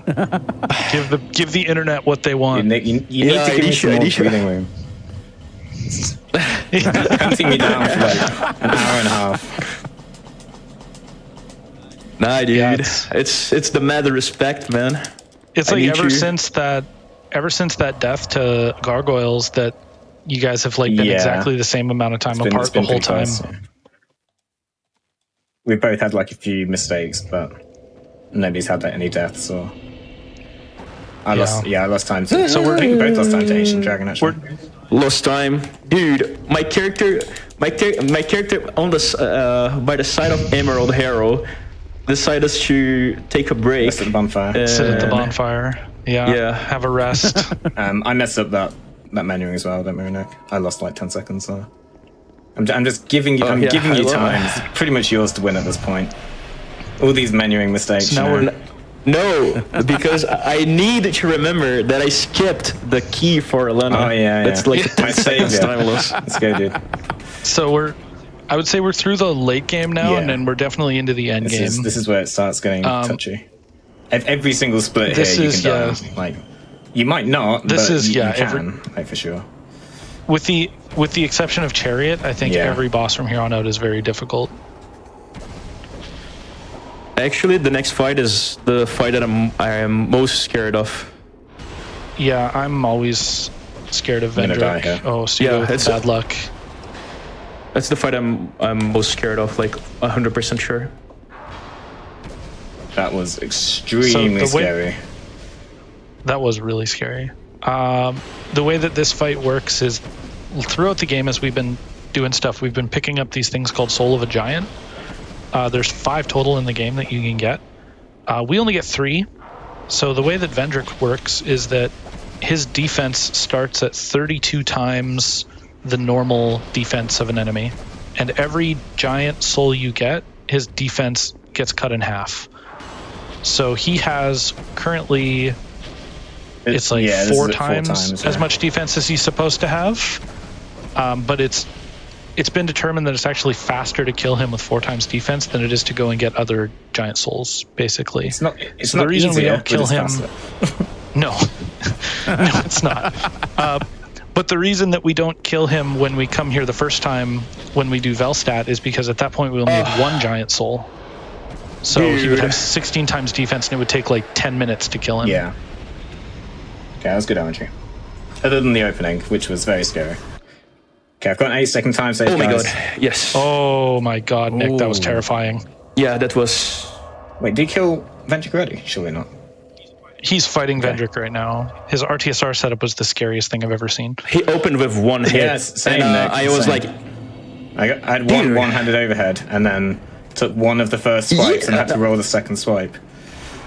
Okay, so I'm nervous. He took a one-handed overhead and had to roll a second one-handed overhead, and it was okay. Yeah, that sounds. That was terrifying. So the guy's meant to do 2 attacks. Like the RTSR setup is get hit by 2 attacks, but very occasionally he does 1, and you're stuck at like not RTSR health, but also not full health. So you're kind of like in limbo where you've got the risk of dying, but you don't have the reward of doing any damage. So it's just awful situation. Oh no, the walls. Pseudo just picked up the key to a boss that we're going to do later. It's called the Eternal Sanctum Key. It opens a door we've run past already. It opens the door to a horrible boss. Killer. Die, dude. Yeah, man. Nice job. Both runners make it through Vendrick. You love to see it. 1 down. Yeah, dude. This is the fight that I'm most scared of. Like, this fight is like if you pay attention to the fight, it's basically like you are just walking around, lock, 5 hits, unlock, 3 hits, wait, 2 hits. It's basically like it's an easy fight on the paper, but like, dude, it's terrifying though. It's terrifying because this boss is like sketchy. When he goes by the wall, you basically have to pray. You can't climb the walls, so you can't get behind him. So you're kind of like falling over his body, basically. It's Remember to pick up the Alana key, Nick. Yeah, I will. But the backup is getting after picking up the first. Like I grab this one, then I go to grab the Alana key, and then run through Alana. I forgot the key in a run the other day and had to homeward out from the bottom. Yeah, that does not sound like a fun time. No, it's a slow time. It's a very big time. I also did it in my practice run. Because It's the thing is, a lot of the time it's like 2.5 minutes. So a lot of the time, if you don't, well, certainly when you're going for world record, if you don't get that key, you just reset. So most of the time, when you get there, you always have the key, so you don't think to check it. But when you're doing like marathon no reset runs, if you don't get the key, you say, "Oh, I'll just get it later," and then an hour passes whilst you're killing random bosses, and you forget about it, and then you kind of go back to your muscle memory. So this is the other, well, I guess the other boss that's really easy and kind of a joke is Alana, who casually I struggled quite a bit with because she summons help. It's really tough thanks to all the all the buffs and damage that we have now. We literally just kill her before she can do anything. It's our first fight with this new weapon that we're going. This is like the big hitter for when you've got a slow enemy or an enemy that's not doing much, and we're allowed to wail on them like this. This weapon does a lot of damage, as you can see. Yeah, it does an absolutely ridiculous amount of DPS, but it takes a lot of stamina, and it swings really slow. There's a lot of poise though, which is good. It's like a heavy weapon. Heavy, high hitting DPS weapon.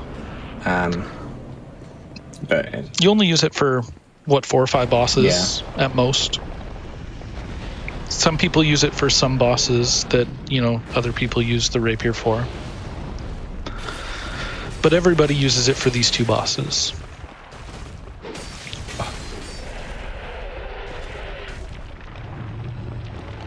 So we cut Sin's tail off there, it stuns him, and it got kind of bad RNG there, but it worked out, he didn't fly. Oh, did you get the fire breath? Yep. No worries, dude. I don't mind that RNG, honestly. So Nick now is going into Alana, so he's going to shred her health. Any Alana deaths, Nick, maybe? That is a rare meme, an Alana death. It's a scripted fight, so... yeah, there's almost no way to die to it, unless you mess something up, like mess up your stamina. Sin is kind of also scripted, but it's way more technical. Like, the Alana fight isn't much more than you spam R1 and...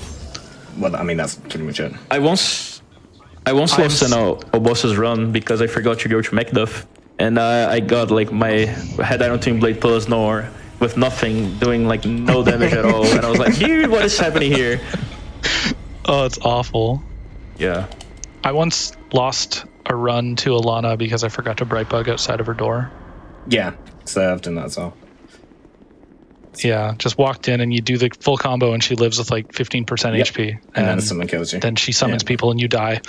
Yeah, that's a fight where the only reason it's easy in the speedrun is solely because we have so much damage. If we have any less damage, that fight quickly becomes a lot harder because her first attack is to summon a load of ads. So fortunately we kill her before they spawn. No. So Nick got a fly here and then a death. Oh no. He must have taken that bonfire. I'm sure I got the bonfire. Yeah, I'm sure he did. Yeah, but the bad part is I don't know if I can loop scene. I don't think you can cut the tail on the opener anymore. You can cut it, but you can't do the normal strat. But you've got to fight him casually, basically. Yeah, that's the wrong rank. Gonna have to get some spare bright bugs. Yeah. So Pseudo now is off to Cave of the Dead, which is what a place, a truly horrible area. Amazing place. It's one of my truly favorites. Awful. This place. We can grab some bright bugs here, thankfully, so we stock up a little bit. But this is one of the worst areas, followed by one of the worst bosses. Yeah. Like, it might not look so bad with me not getting hit by these, but there's so many of these. I watched Nick practice this before the race, where he did it 5 times and died 4 of them. Thanks God, Sin gave me a really second RNG. try Sin gave you very good RNG there. Sin did the from ground fire breath. Alright, wish me luck. Yeah, but so you were entering Gank Squad? Or? Yeah, he's walking into Gank Squad. So we'll see how this goes for him. That's a bad start. That's not good. Ugh. Oh, that stored R1 after rolling. Yeah, that's unfortunate.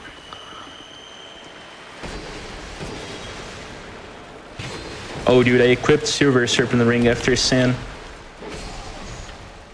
Nice. You need those souls, you know. Yeah. You can see the strategy is very much stand in their face and tank. Pray. Just hope for the best. Cool.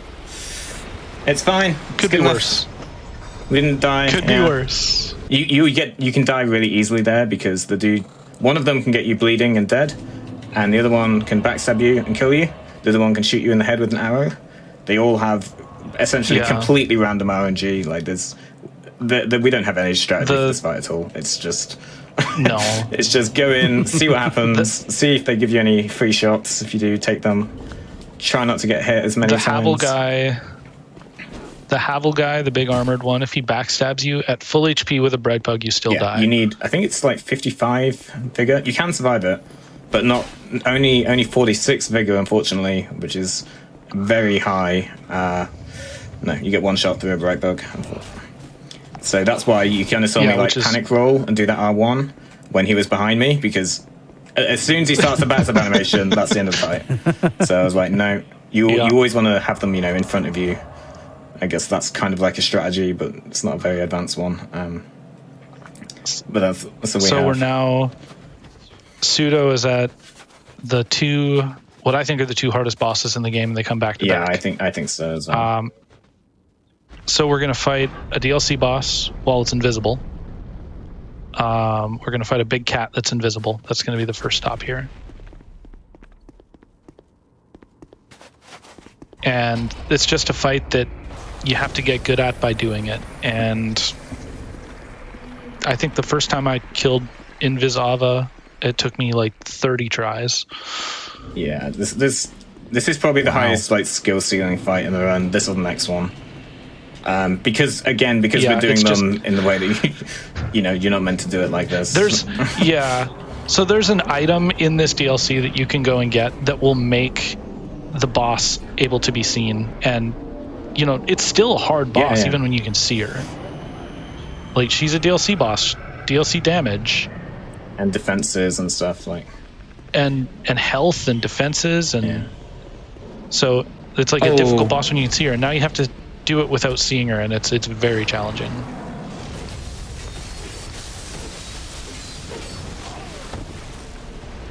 Oh, this gank squad is not going well for Nick. Oh no. Yeah. I don't think he's gonna die, but it's not going awesome.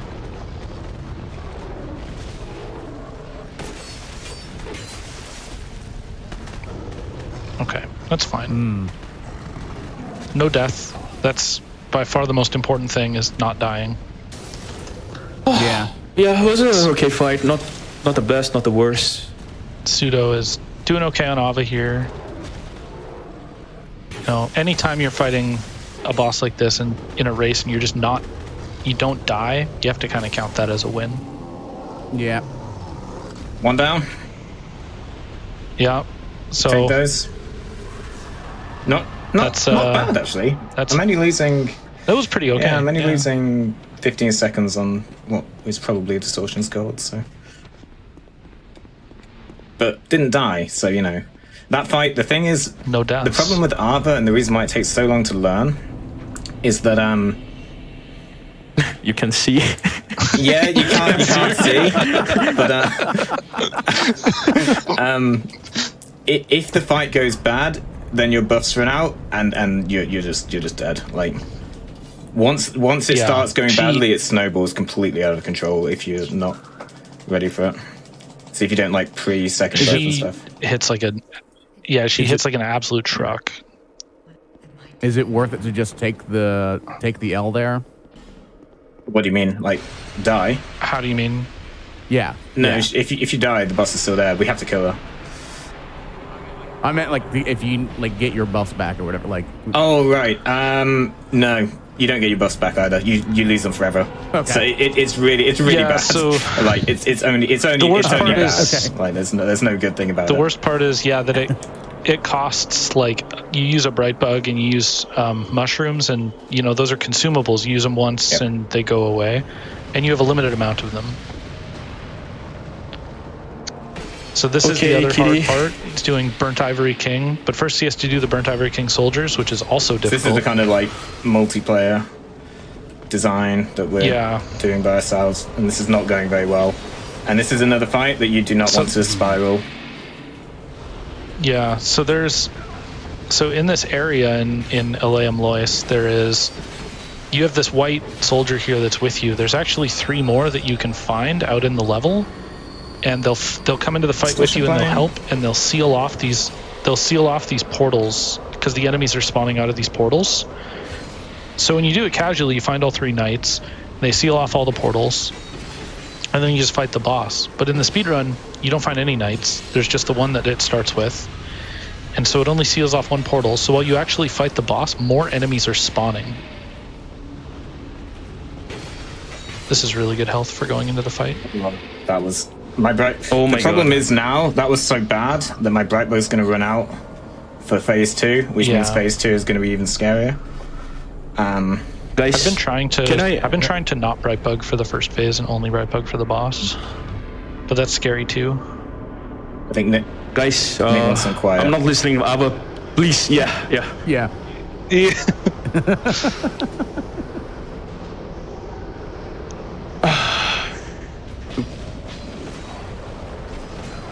Let's give Nick some concentration. Oh my god. Oh no. But she's dead. Nice. No, she's not dead. Yes, let's go, Ava. Okay, he did it. Dude. Nick loves to keep it interesting. That's one way, yeah. Dude, this fight is something else. So this is why this fight is so scary. You can see Pseudo has to deal with like 3 soldiers and a boss right now. Not as bad as my PB, but still terrible fight. But he made it through. Pseudo did painful. it. So that was it was getting spooky for a second there. I knew my bright bug was out, so I was taking a lot of damage there. And you can get stun locked as a problem. So you saw me go from full to essentially RTSR health whilst being staggered the whole time. There's nothing I could do. So if you kind of don't keep on top of your health, you just die. And because of the bright bug running out, the fight goes on for longer, so more of the ads spawn, and it's just a massive spiral, and you just, you don't want that. For reference, I lost 40 seconds on my PB though, so it can go really wrong. Now Pseudo is headed for probably the longest split in the game, which is Twin Pets. I guess. Yeah. We have to go through the worst area. Like, we've gone through some bad areas, but this one coming up is the worst. We keep saying this, but the run just doesn't get easier. Like every single split's like, we've just finished this bad split, now we get to go on to a different bad split, until we've killed all the bosses. Just every single one. But this also just like this isn't an enjoyable area to do either. It's not that fun, honestly. I don't mind running through Eleum Lois here. This part's fine. It's after when we get out into the frigid outskirts.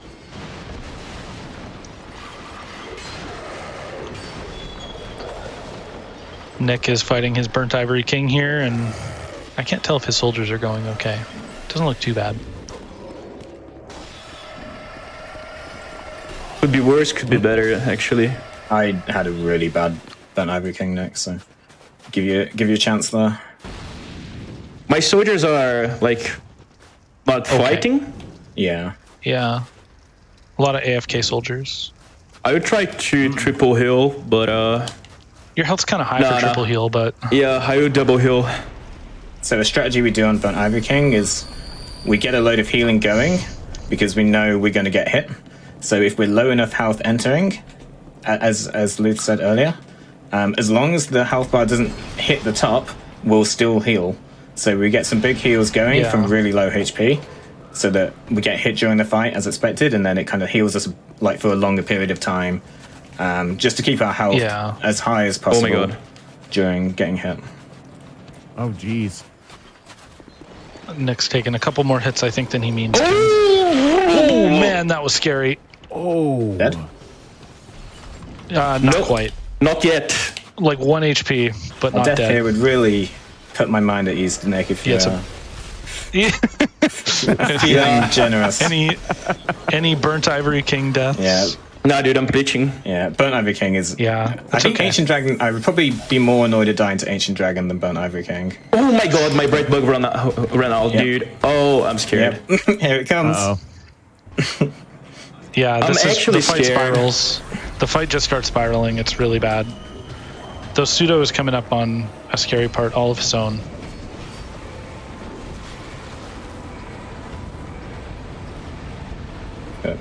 See, if it was me I doing got the this, grab. I'm dead. Oh, yeah, no. GG's. The grab. is that it? No, I'm alive. He does Hey. the fast poke and grabs you and throws you. I don't even think I know that attack. It's only after he's buffed his weapon. It's the buff. that's the Arv Yeah, attack. Yeah, the long stab. Yeah, it's a really Yeah. scary attack, that.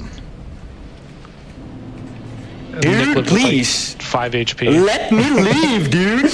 I want to survive. I don't want to die, dude. He's got no buffs left. Oh my It's like gosh. Oh, 4 goodness. minutes deep. Oh, goodness. Meanwhile, Pseudo is in frigid outskirts. I dodged though. It's Darva, dude. Oh, I'm dead. Yeah, he did the charge. Ah. Nah. Meanwhile, Yeah. Pseudo is running through the frigid outskirts here, which is the worst area in the whole no. game. Frozen Wastelands. You get attacked by terrifying electric reindeer. Infinitely respawning electric horses that come out of random bits of the fog and which are essentially immune Yeah. to poise damage. So I think there is one attack And that staggers them with like the Great Club R2 or something, but they're not very nice enemies. And they hit very hard too. So there's the ponies. And so it begins. And you can't see where you're going, and you have to go for like 5 minutes in a straight line, Yeah, straight-ish line. this is the worst boss. This whole split is so horrible. The boss is actually really boss easy. is Like when you okay, get to the yeah. boss, it's not that difficult. But it's just getting there is very, very difficult. I think this is probably one of the areas that, from a casual playthrough, if you're trying to do like full game completion or busters, this one will probably be one of the most rage-inducing areas. It's not an interesting area. You just always get killed by horses, and you don't know where you're going. Yeah, you're just blind the whole time while horses gank you Yeah. to death. It's And awful. especially the first time you play, like, how is anyone meant to know that this is the right line that you take and just run straight for 5 minutes? Like, you have no idea. So you do sensible things like I did, like hug the edge of the map, which makes this area twice as big, but there's nothing in the edge of the map. So Oh, gosh. you have more time to get ganked by horses. It's a very difficult casual area for sure. And these kind of attacks hit very hard. Like, I'm buffed here.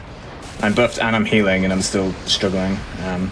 Obviously, you're not meant to do it quite that fast, but yeah, you can see how things quickly spiral out of control with those horses, and they're really strong. I think you're at least in triple heal range here, Nick. Yeah, I did it intended. But guess what? I don't have Raiden life gems right now. Yeah, you only have an old Radiant. Old Radiant's good.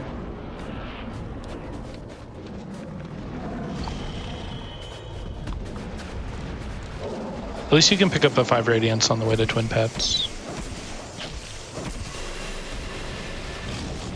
Hey, perfect RNG. Missed, not perfect RNG. So as you can see, the boss isn't that Dude. bad. It's just getting to the boss that kind of sucks. This is another boss that isn't that easy in casual playthrough though, because you again, if you don't have a good That's true. build, you get 2 on 1. Yeah, they heal. Like here, And they heal, Yeah, yeah. they've got some really strong buffs. They like have almost like a bright bug of their own that buffs their defense and heals them for quite a lot. Oh, yeah, I killed Burnt Ivory Nice, King, nice. dude. Nice. Depressing. Depressing, but nice. still. That's a rough death though.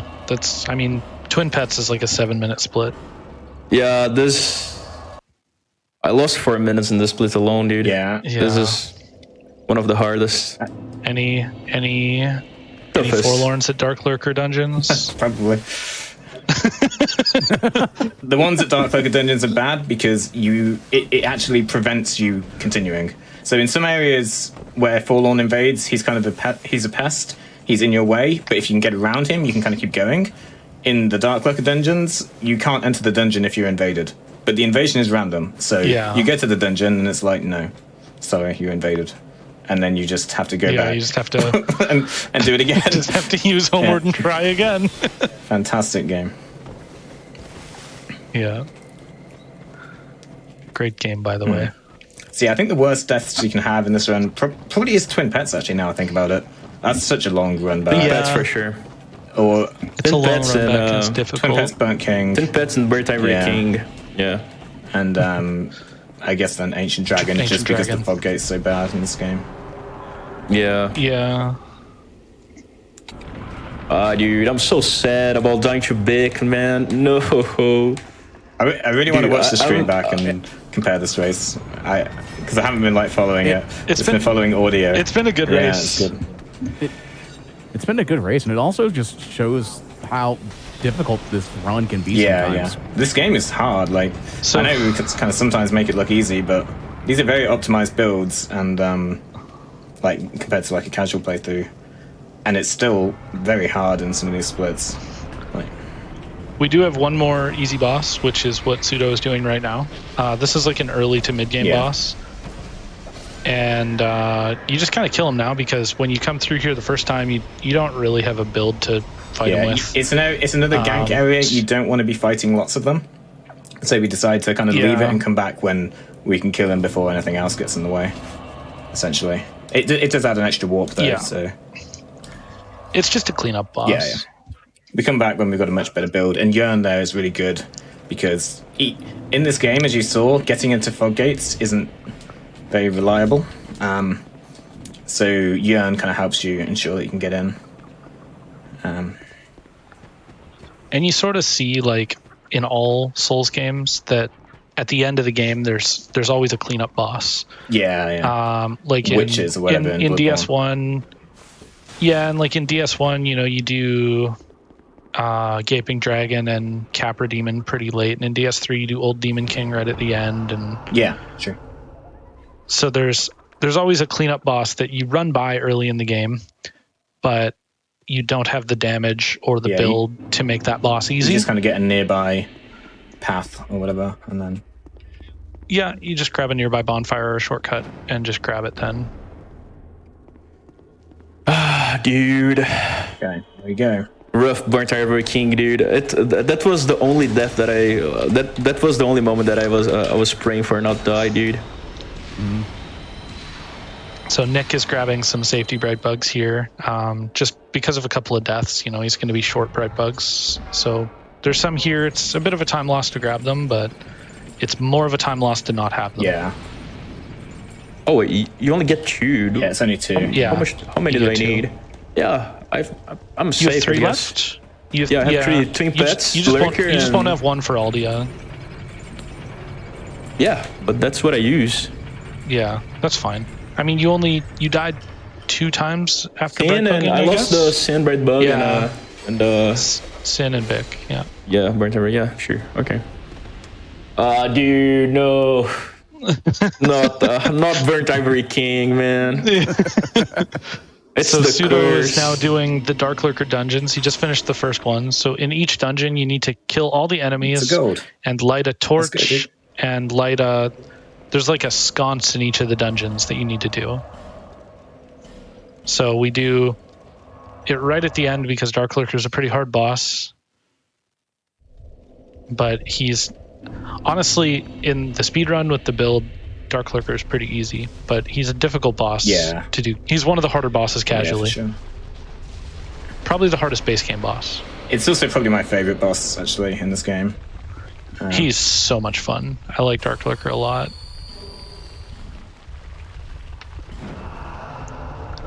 So we see Nick now just running through Frozen Wasteland, getting assaulted by horses. These dungeons are actually very tough. Even each in themselves. Dude, where's my house?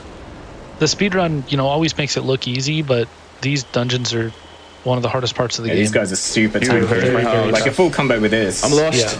Yeah. You saw we basically killed a boss with a combo from this weapon, and this is like one enemy. And they have huge poise. They do a ton of damage. And, you know, the reason we attune Force for these, we bought Force way back at the beginning of the run, and the reason you get it is because thankfully Force can stun these guys and you just push them off of ledges because it's so much faster than just fighting them. Dude, I'm lost, man. Oh my god, I have a lot of horses follow me. Oh no. Oh, Oh no! Oh no! dude, dude, I don't know what. Nick is showing you the I don't know casual how, but I experience. have. I don't know how, but I have more than 4. Oh my god. I think in you're Scholar there. they changed Okay. how many horses You're you there. have. Yeah, I get mauled by horses every time I go there. I hate this area so much. Yeah, I hate this area as well, but still, okay.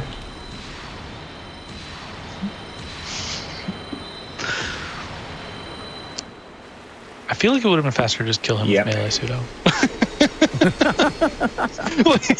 He used like 7 forces on him. It's mainly the guy after that's actually scary. If you Yeah. kill the dude, if you kill the pyro with just a melee attack, you have no stamina. Oh, true. And if he comes behind you and this guy also one-shots you from full HP with a backstab. So you don't really know what he's up to, Yeah. and you don't have any stamina because you've just killed the other guy. So it's like the force strat's normally a lot safer than that. That looks pretty dodgy. It's just to kind of make sure that you're not getting killed from behind and stuff. It's a good first pet from Nick, though.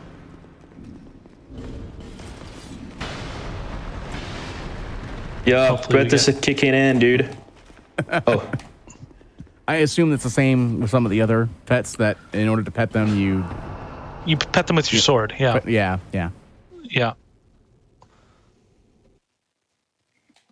watch me choking after saying that. That's the practice kicking in. Oh, It's definitely some practice kicking in. There you go. dude. Always look on the Dude. bright side. Man, this Okay, go he's buff. gonna buff. Yeah, he's gonna buff. It's okay. The boss is dead. Victory achieved. Yeah. I suppose Dark Lurker is a really bad death as well, actually, Yeah, it is bad. because you would have to clear the entire dungeon again, right? Mhm. Fun times. I died to Dark Lurker earlier So- today, so Oh it was, no! it was like two, Dark it was like Lurker 2 minutes 30. I lost. is I Dark mean, Lurker is like one of the hardest. He's probably the hardest base game boss, and he comes at the end of a very difficult dungeon. And he hits RTSR like Lurker, by the way? Yeah. he hits like a truck. Okay, we want to see the laser opening. Good. Fireballs, That's fireballs, good. fireballs, fireballs, Oh, fireballs. nice! We're getting the lasers. Now, like 90% of the time or so, he'll do a Dark Orb. And I can get a load of free hits. Actually, I don't know if this kills me. I should have probably tested this. Okay, it doesn't. Nope. No Now deaths. may not be the best time. Yeah, I didn't take a counter hit deliberately. He's got a there. lead. That would have killed you with a counter hit for sure. Nice. That's Dark Lurker. So that's another fight. He splits in two. You have to fight two of them. He has a lot of magic attacks. I think it's a really fun fight, actually. It is. But I like it a lot. can get scary. Like, he can shoot missiles. He didn't do that, thankfully. He was just doing kind of like short range attacks. He can also teleport away. He has a wide move pool. So now we're coming up on the final boss rush for Pseudo here. Nick's fighting the chariot, but Pseudo is... So now he's going to go down to the throne, which... You can go down to the throne basically as soon as you fight Velstadt and get the King's Ring, but you'll only fight the first boss that is at the throne, and then when you beat Giant Lord and you get the Giant's Kinship, then you can fight the second boss, And if you've talked to Aldia in all the places, then the third boss spawns there. So we need to do everything before coming here, because this also gives you the ending cutscene. So this is always the last place you go. Yeah, we kill Aldi as the final boss, and there's like an 8-part quest, whatever, to do that. And the I mean, you need to kill all 4 lords, talk to Aldia at a primal bonfire, talk to Aldia Undead Crypt, talk to Aldia in Dragon Shrine, and kill Vendrick in order to make Aldia spawn. As well.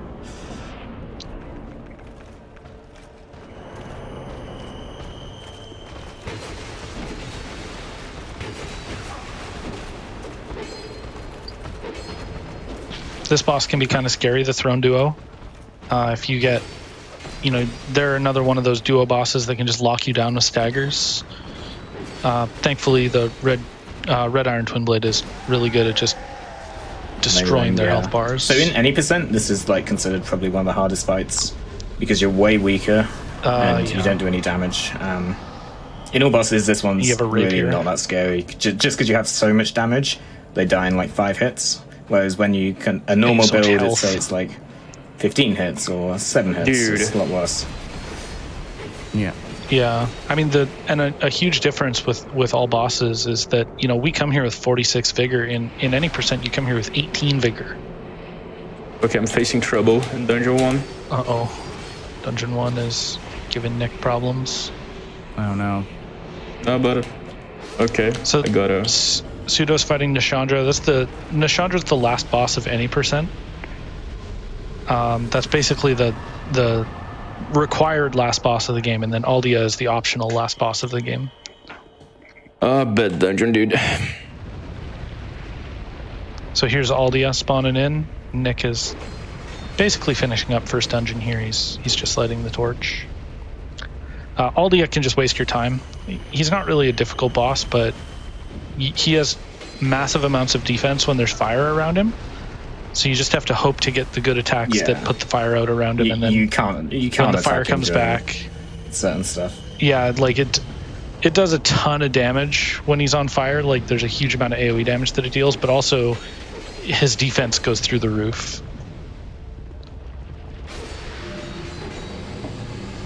GG, Pseudo. GG, sub 220. It's a good run. We take those. Yeah, it's a good run. 222 with loads. Not bad.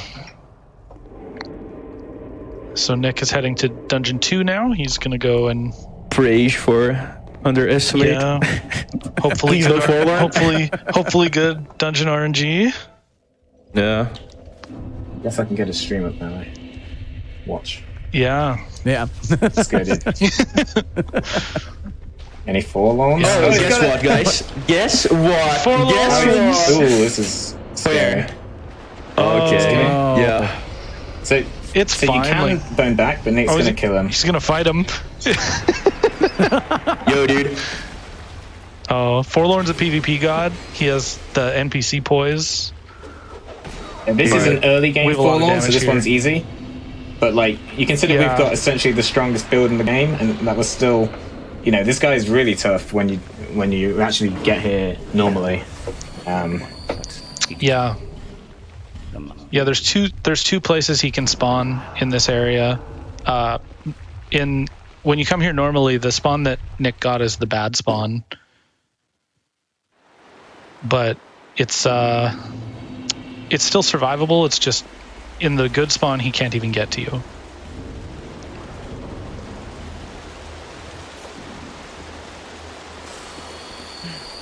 So Nick now is making his way into the second dungeon. We just had to do a little bit of PvP first. Oh, this is a terrible attack. This witch tree thing. Yeah, they can knock you over. They can essentially stun lock you because they have an attack which knocks you down through it, I think. Which was that attack, but Nick kind of got out of the way. But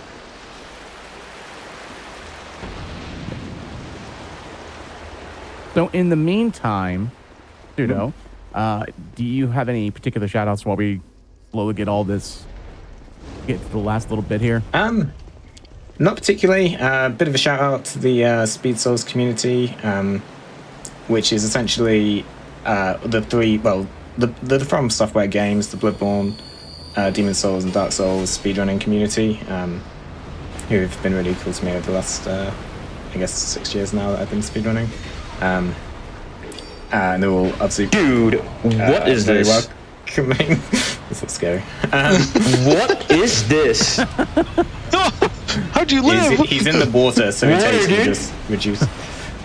So you see the force strat now? Doesn't seem so bad. That's true. Anyway, Oh, that guy survived that, I think. but yeah, it's really like if anyone's interested in speedrunning or that kind of thing, and it's really fun. We like play like bingos and stuff together. It's really nice. Obviously, you can find me on Twitch if you're interested in that. Mainly doing speedrunning stuff like this, but I like to do challenge runs as well in this game. There's a lot of cool different challenges you can do. So anyone who's interested in that, then Shout out to the time Pseudo did Torch only for like most of the bosses in the game. yeah, I actually still have that. I have 450 gigabytes of video on my C drive for Torch only. I need to edit it, but it's so much effort.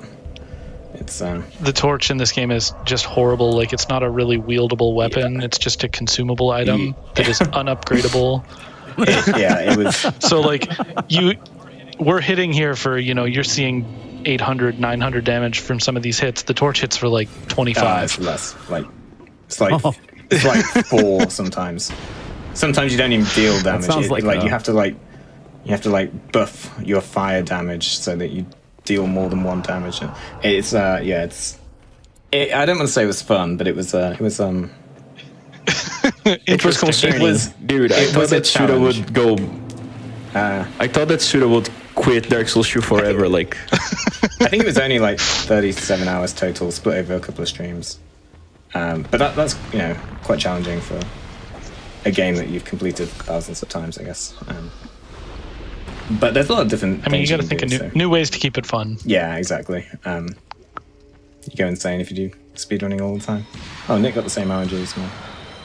He played it better. One nice thing that we discovered recently, actually, is the thing that you've seen it a bunch in this run, where if you jump at the same time as you're like hitting yes on a dialogue, you skip the animation of like giving an item to an NPC. It's can I survive this? It's a cool little time save.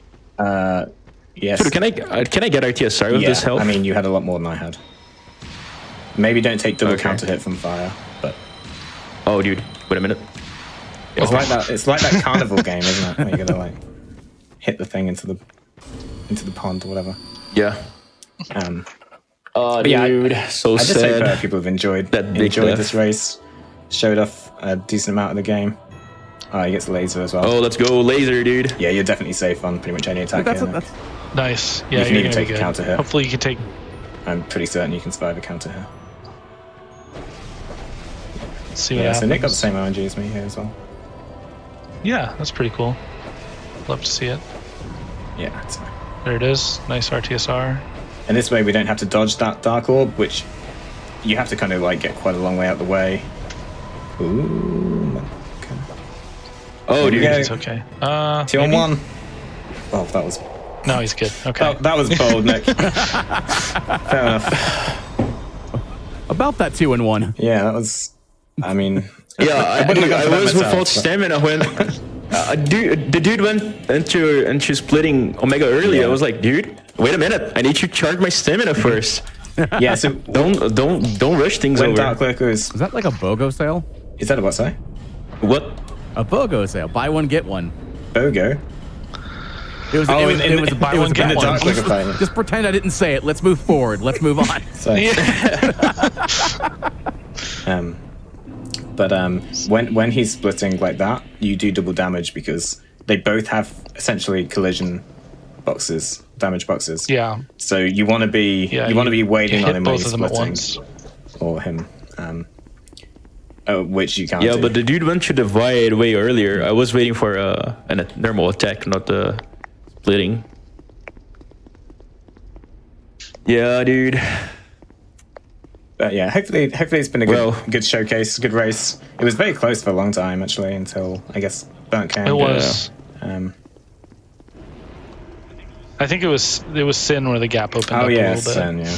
But this Yeah. looks like it's still on estimate. Like this is a pretty good one. No, but I think that if I'm only sad about the big death. Like if I didn't die to Burn Ivory King, I think that I would Pseudo would finish killing Audia and I'll be entering duo. Yeah.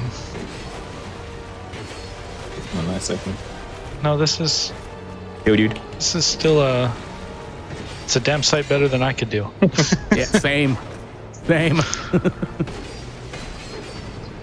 I think if you're kind of like, well, I think a very respectable time is sub 230. The world record was beaten recently and it's down to 211 now, but any sub 220 or sub 230 is really respectable. Like this is designed to be a very tough game, so.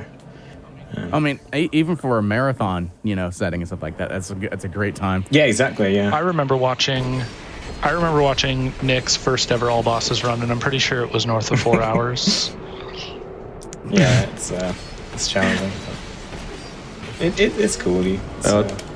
At least I had a good Nashandra. Yeah. Yeah, it was a really good Nash. Very fast. Yeah.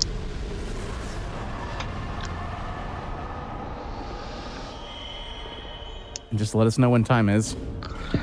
It's going to be the black screen once the boss dies. It'll be about 15 seconds after the victory chief comes up, assuming it doesn't die. Which you shouldn't, but sometimes this guy can he can take so long that he kind of bores you to death. Oh, no way, dude. Damage. Please. Much damage? No, dude, please. No! We have. Yeah. Oh, no. We're into phase 2. Yeah, okay, second phase. No. Well, my bad, dude.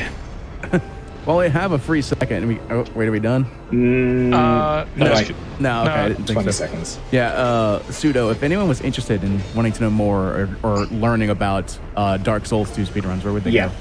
So the Speed Souls Discord is probably the best place for newcomers. And just, ping DS2 Run or whatever.